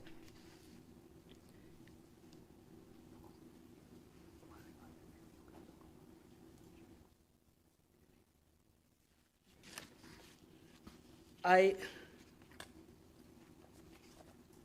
can take you to exactly what Justice Shinengo said, but I'll just refer you to the paragraph in the affidavits that you need to look at. I won't necessarily read them out because it will delay us. That is in paragraph, I'd say you can start from page 6 of the founding affidavit, paragraph 23. Justice Shinengo says each party is entitled to take a point as it sees fit, provided it's not an abuse of process, and he hasn't found any of them abuse of process, whether or not a delay will be occasioned. It's in the nature of criminal proceedings, apparently. I'm not willing to be drawn into the debate, etc., etc. Then he says that we'll be ready to deal with any other motions after the taking of pleas. The pleas have been taken. Now we are bringing these applications. Now you are calling us, what you call it, tactical delay strategy, writ large, en masse. So even, he says so even in the Van Wyk judgment. I provided to you in the main application, because I needed to lay the legal basis and foundation, even though it was a founding affidavit. And even if you were to strike the affidavit of those provisions, of those parts, no application for striking out has been brought. So it's another missile from Iran that lands without impact. The second ground is that you're exacting different standards for us, different standards. So on the day when we came here for the ruling, we expected the judgment in relation to the recusal, in relation to adjournment. Things developed which we had not anticipated. And addition of events, not the events as they are accused one. I do so in paragraph 129 of my replying affidavit. So application was made on 28 November 2025. The application was heard on 1 December 2025. Judgment was reserved. Accused one on those days was represented by Mr. Petrus Elago. Accused one did not oppose those applications. The court set the matter down for 19 January for judgment. On 19 January, instead of the court rendering its judgment, the court decided to permit the legal representatives of accused 1 and 8 to address the court. Accused 1 was not an applicant in the matter, had not filed an application to intervene. Accused 8 was an applicant. Now, the court said, new developments, I need to take them into account. When the court came back, by the way, on that day, the court did not afford me an opportunity to reply. It was only granted to the state. I kept quiet. During his address to court, Mr. Marondeze then sides with Ms. Gebhardt, comparing her readiness, not accused one's readiness, her readiness, the litigant and his legal representative. Her readiness to that of Mr. Josne Mwate. And then you said, I don't think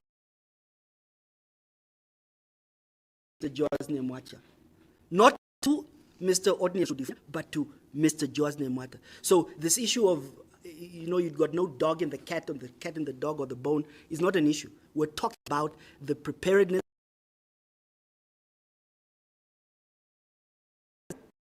representative. And then Ms. Nemweta said, no, I need 4 to 6 months. Said, no. Then you even, while he's got a legal practitioner present, you asked Mr. Otneel Shuudifonya to stand up, confirm whether you are ready. The state agrees with us that it's for the court to determine whether in fact a legal practitioner is, because it's the 5 is given meaning to. When the court eventually rendered its judgment, those submissions of Mr. Bernardt Esau and Ms. Gebhardt are the ones that carried the day. That is what happened. The opposition I get from a tell that in the have done.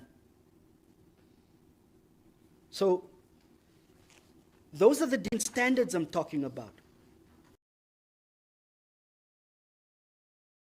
Was filed then to say, but I, on behalf of accused one, filed and made an entry to oppose. Let me do so now and be given an opportunity because I just came on board. Maybe the court would have said, yes, indeed, but at least there's adherence to those rules.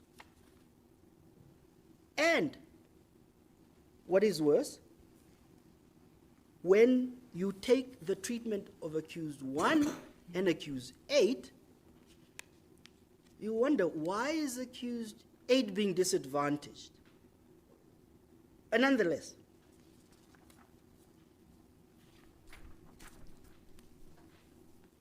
the state has filed, by the way, Judge. They say, no, they oppose, obviously, this application, right? And they say, no, we are not obliged by, the CPA doesn't talk about, filing a notice of intention to oppose, filing an affidavit. You just allowed them to stand from, and Mr. Veiko Alexander that day, I don't have a record. If I had record, I would have quoted him verbatim. He raised the issue, but wait, hold on. Is there an opposition actually here before the court? And they just went through roughshod. Those are the exact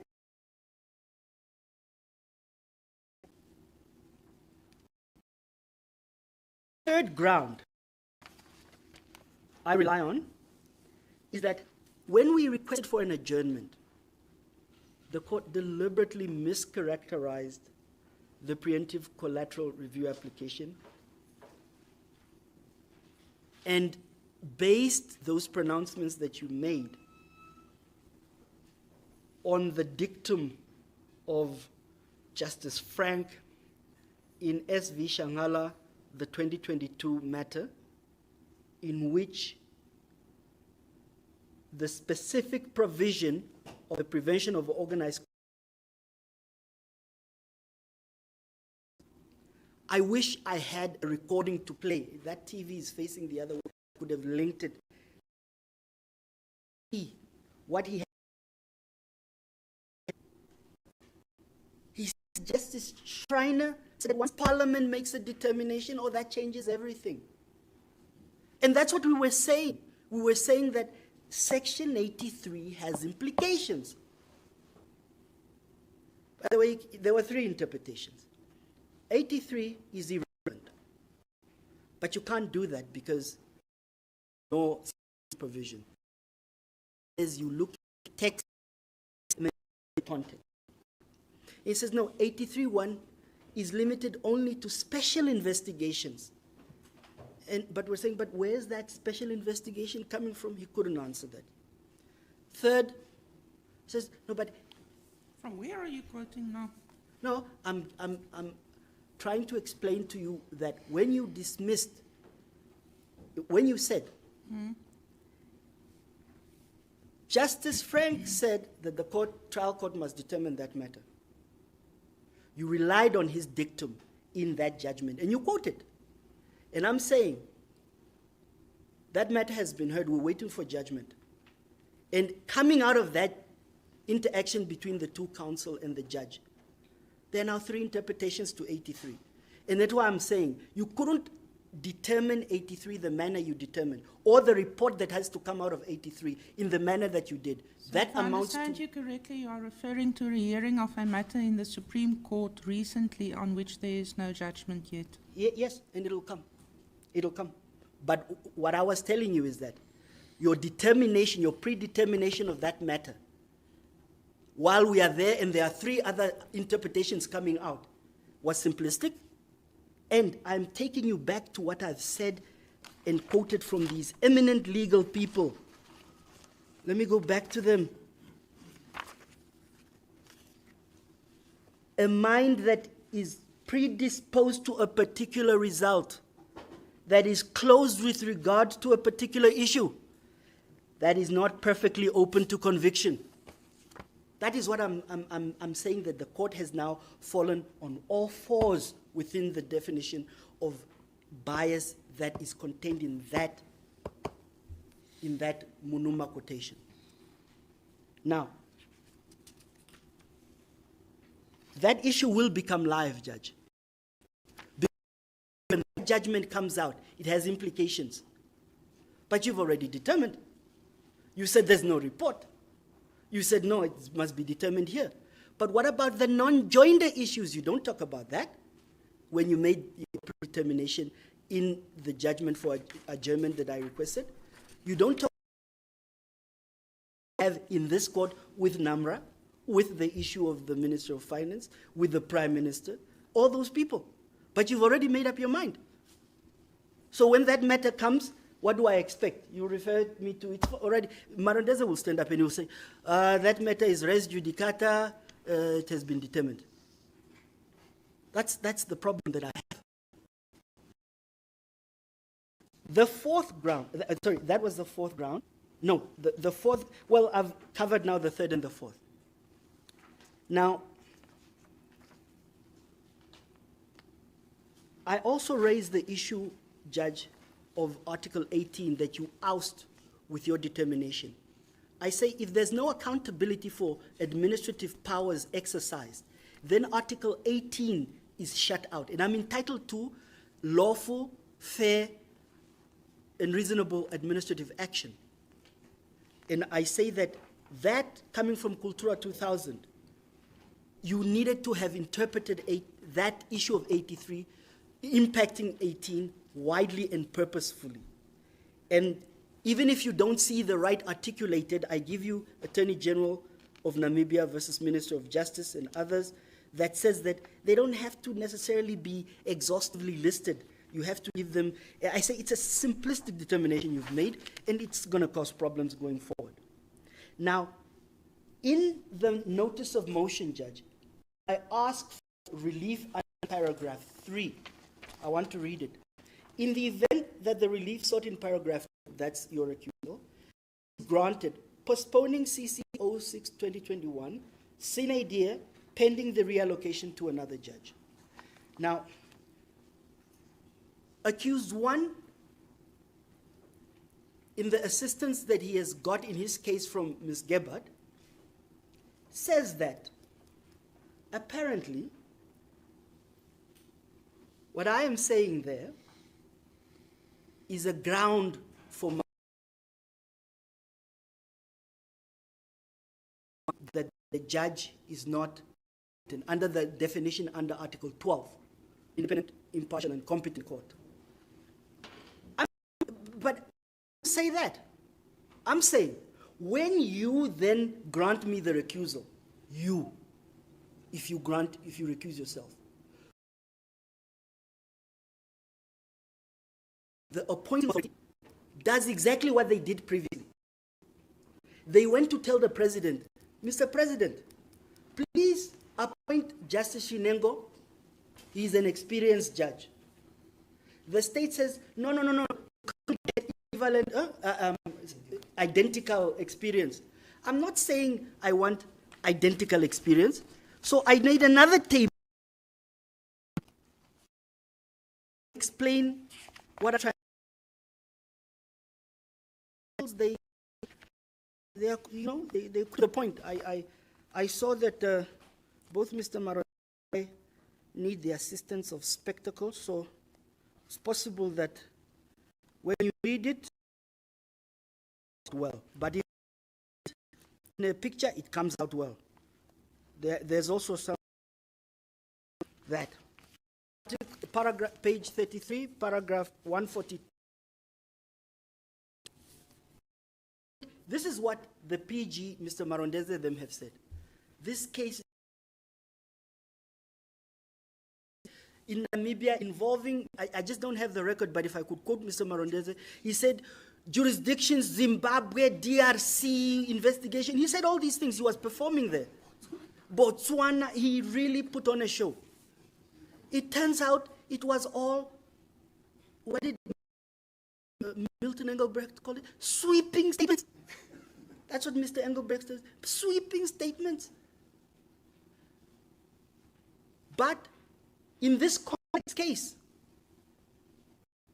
it started off in the High Court with Justice Liebenberg. Justice Liebenberg had 17 years.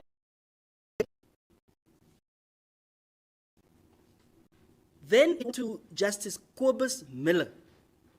He was an acting judge for 13 years, acting permanently.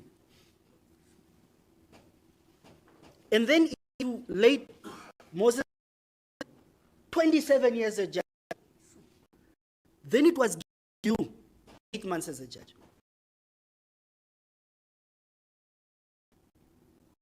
You see my confusion.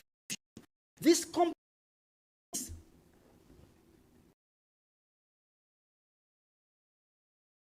case, resources, it came out, 15 million was paid for Deloitte to do an investigation.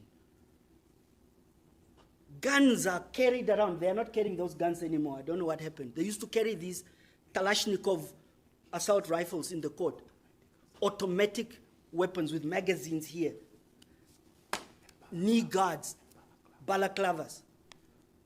It was drummed up. Movies were produced. Awards were awarded.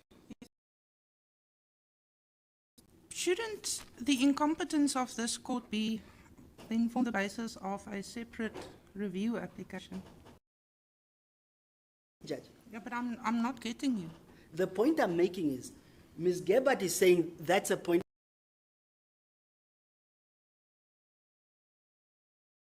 I make. Is justifying the release of the notice. Under paragraph 3, I'm saying, if you then recuse, based on those 4 grounds that I've given, then please don't give me now just any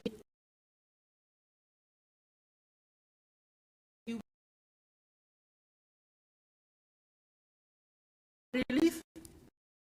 Make that order, because the head of court is to quotas. Can also be heard. Yes.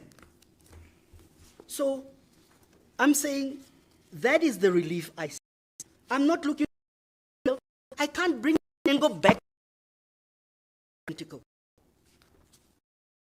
Similar, equivalent, or something that they themselves said. The Chief Justice said so. He wrote it. I've attached, in my application, I attached the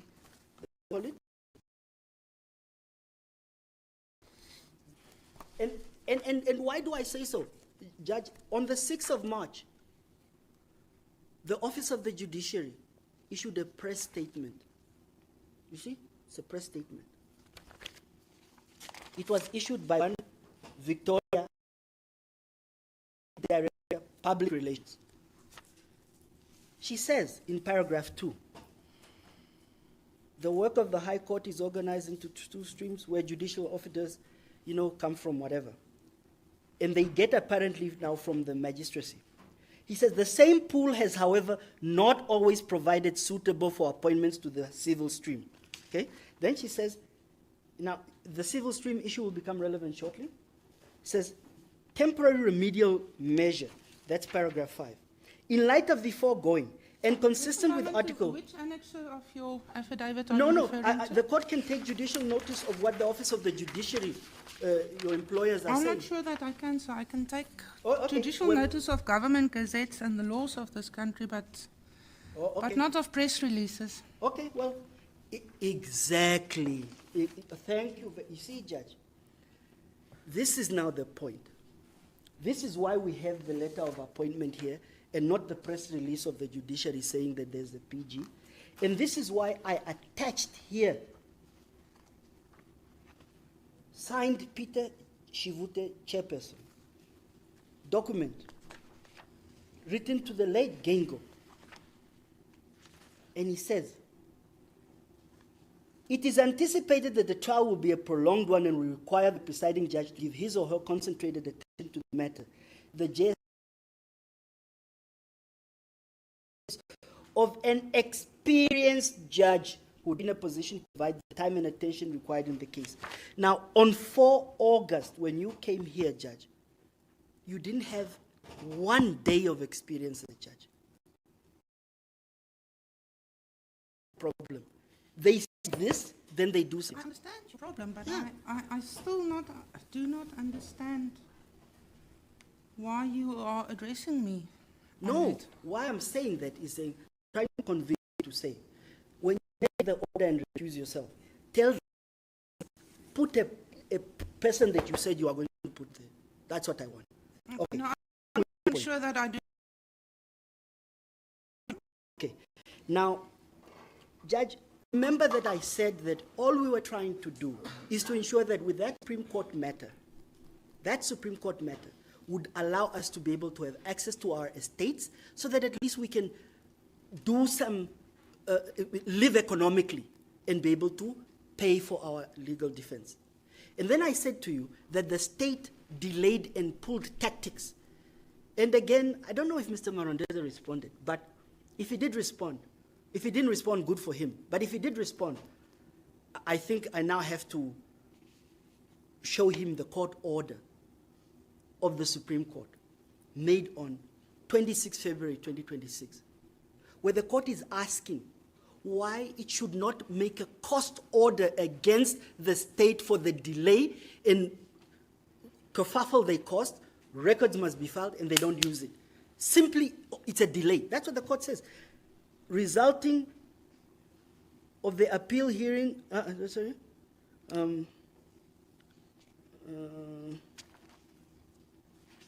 what is that thing?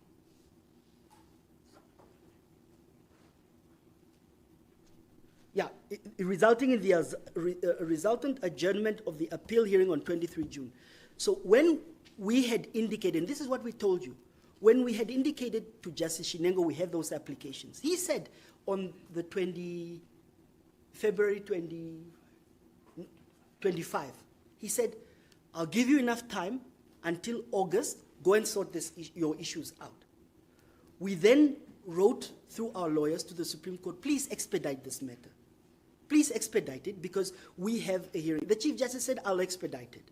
They set it down for June 23. We get there, the state passed one on us, it wants certain documents.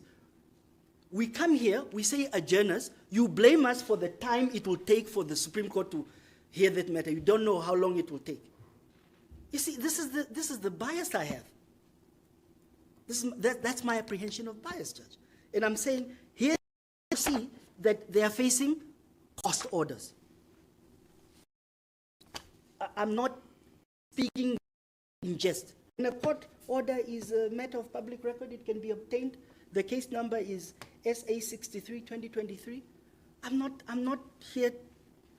I just want to be given a fair shot at an already unfair matter. I've been in detention 7 years going now.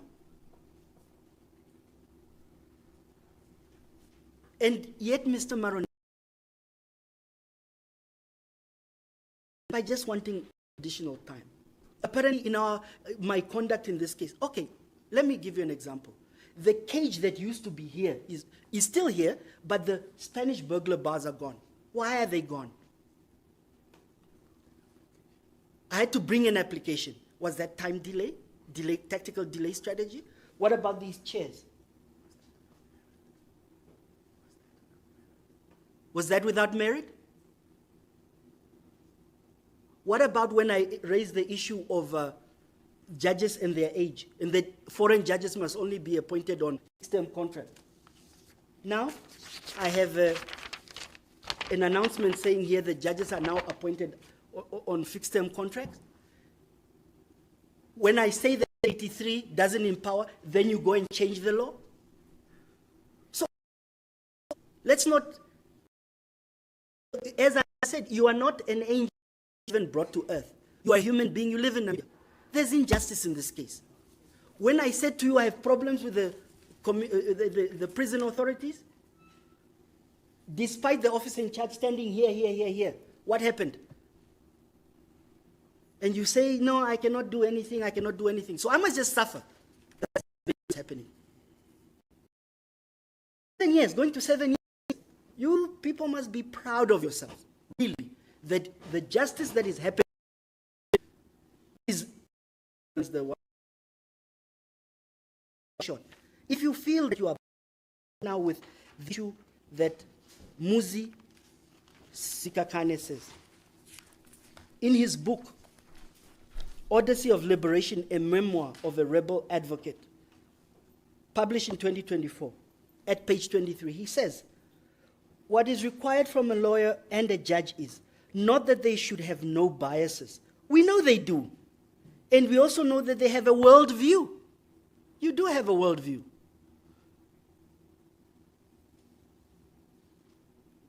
My attention is distracted by Selma Gebhardt there. Anyway, we all do. It is the honesty to confront one's biases and effort to mitigate the danger and prejudice they pose to others. The honesty to confront them and say, in this case, in which I am a judge, I have strong views about it and I'm unable to think independently. I want a particular outcome. Therefore, I'm not the right judge or I'm not the right lawyer for the case. One must be able to say, truly in this case, I am driven by a personal conflict, and I should not take it. There is something disturbing about our courts and their inability to be objective and rational in politically charged cases. South Africa. Are we that far from South Africa that maybe doesn't apply here? Professor Gay then says, to the extent that being judges themselves are the beneficiaries of their own. Now, Judge, you see, I wouldn't have gone hard into this issue if I didn't feel passionately about it. You see, people may judge me, but none of them have been sitting 7 years pre-trial, being told that when you bring an application, you are wasting the court. It's as if I'm finally eat bread, come to court and get it. You must object because the state is right. That's right. I have the right to bring, and Justice Shinengo says so. But you say, no. He says it's in the nature of criminal procedure. You said, no. That is the problem I have. Nothing else. With those few remarks, judges, as few as they are, I've made my case. And therefore, the relief sought is prayed for, should be granted as prayed for. Thank you. Thank you.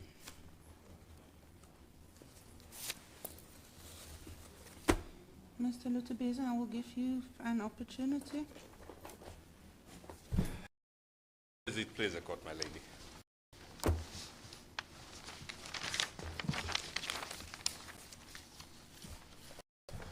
As it has been indicated in the arguments, they were drafted,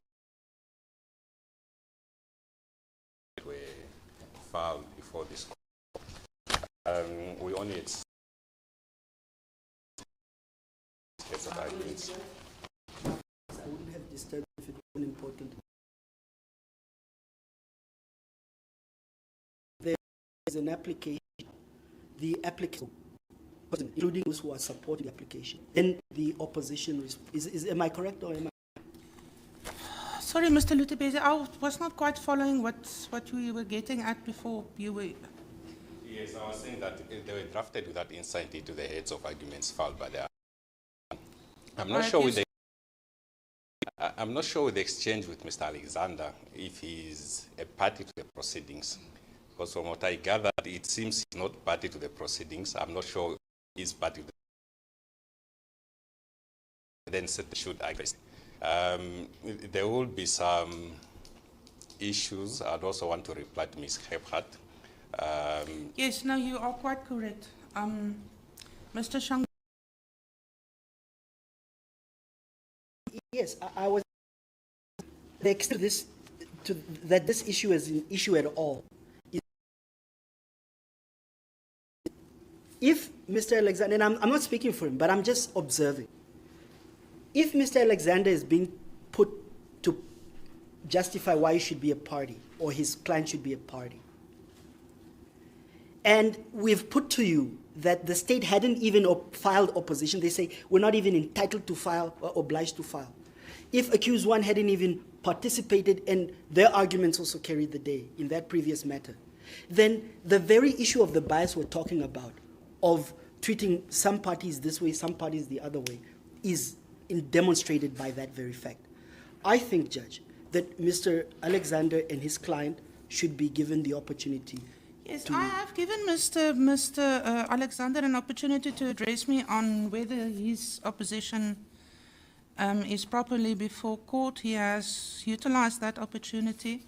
It is my mistake. I should have given him first an opportunity to address the court on his heads of argument, which was filed with this court this morning, 9 o'clock. Mr. Alexander?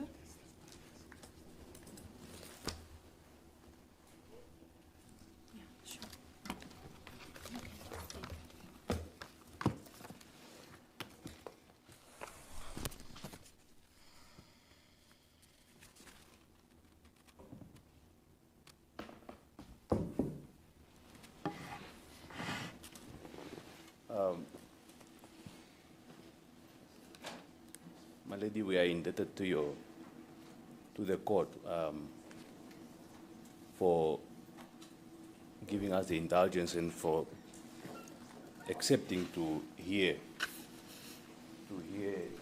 the submissions that I have to make on behalf of accused number 7 and number 25.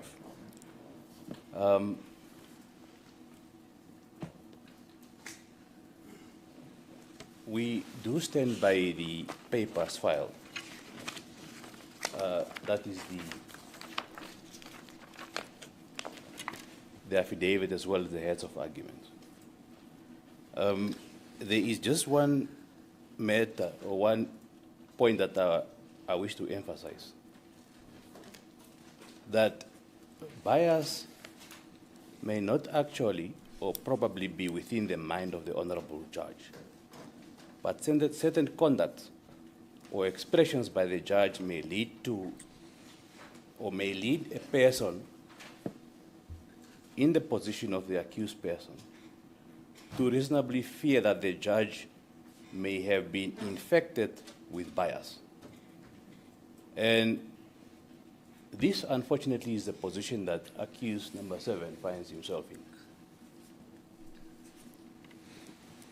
Now, a lot has been said in the opposing papers on behalf of the state as well as on behalf of accused number 1 that there is an attempt to delay the trial or the commencement of the trial. By extension also, or by extension by accused number 7 as well. And the danger, my lady, of the court approaching this application from the point of view that this is a delay tactic is that the court is then bound to arrive to a wrong conclusion.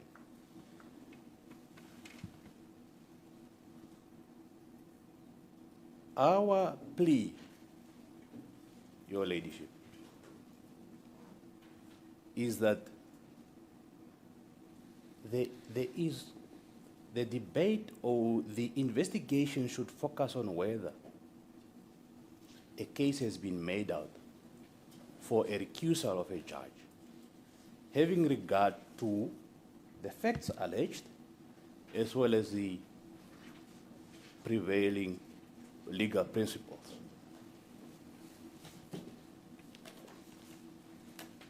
Now,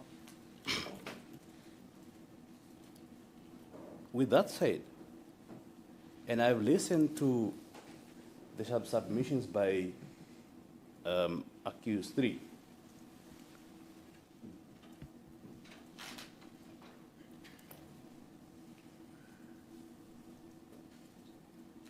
our plea to this court is that serious regard must be had to those submissions, instead of just, disregarding it as a delay tactic. For instance,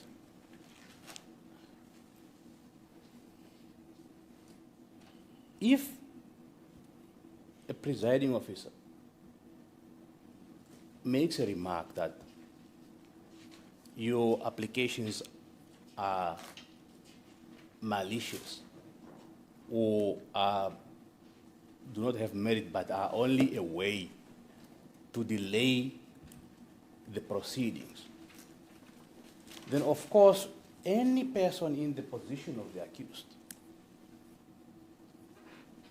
reasonably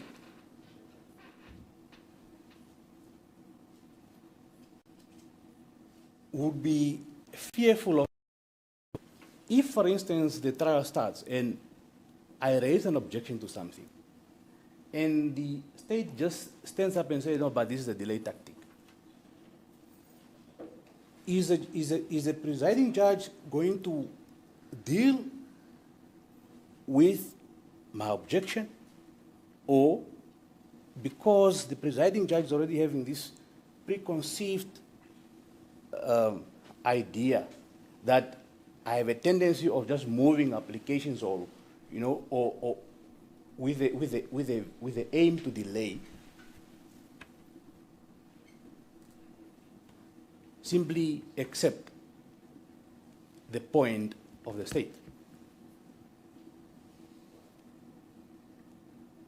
The same goes for when the presiding judge discloses that I know certain witnesses that are on the list of witnesses to be led by the state, without elaborating the extent of that acquaintance or the extent of how do I know them.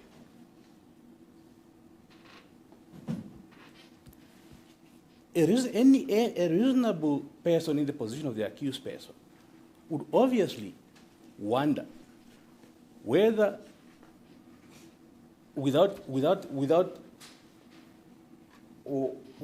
obviously wonder whether, if depending on the extent of which the presiding judge knows this witness, if the issue arises of credibility, is the judge really in a position to find that this person that I know is lying? So those are pertinent questions, and that's why I'm saying that it is very important to investigate the grounds that has been raised in support of the application, plus the grounds that have been raised by accused number 7, to determine whether a case has been made out for a recusal or not.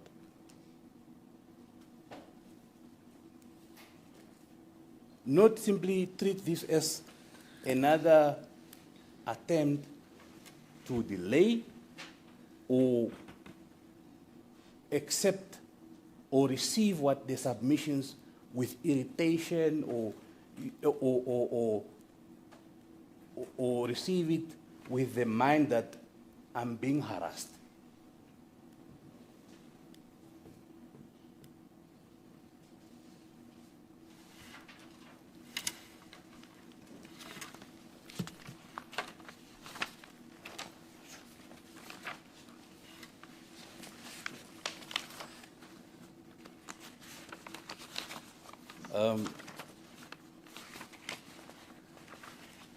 My lady, I think a lot has been said regarding the principles applicable or to guide the court in dealing with an application of this nature. It is not necessary to repeat the same. And I conclude my submissions by again reiterating that please, may the court deal with this application and investigate the grounds and not simply go into this with the mind that Shanghala is again trying to delay the starting of the trial. There's a court decision. Mr. Alexander, thank you. In your supporting affidavit, your client does not make much mention of the grounds raised by Mr. Shanghala and his co-applicant. Your two main grounds is that I am acquainted, even if it is very slightly, with two witnesses. That's the first ground, am I correct? Yes. And the second ground is that this court is not a competent court due to inexperience. Is that correct? That is the second ground. Let me address you on that. Yes, because let you us have not. Because I will ask you the same question that I did Mr. Shanghala. Should this not be the basis of a separate review application? I agree. So you concede that point? We concede that. It is.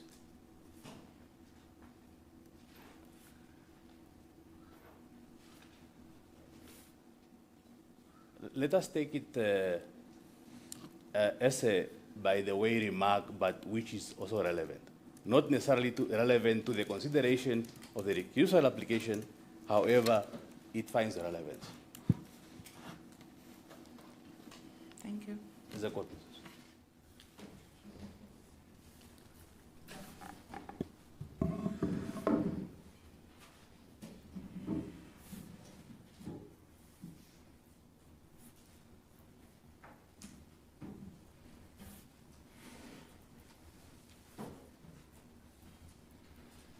Mr. Lutebeze? As it is a court, my lady, I just want to inquire with leave of the court. Perhaps Ms. Gebhardt would want to argue the matter first, because there are some issues which were raised which pertain to the state. I'm not sure if it has been raised as a point in limine or it's just a matter being argued along with the entire application. So I would prefer it to reply to those issues which are raised, which affect the state, my lady. If she's amenable, may she argue application first, then I can argue mine. Ms. Gebhardt, any objection to such? Any objection from any of the other parties if the sequence is like that? May I inquire what the time is now? It's about 7 minutes to 1, my lady. Okay. We can then adjourn until, let's keep to the lunch hours, adjourn until 2:15. Court adjourns.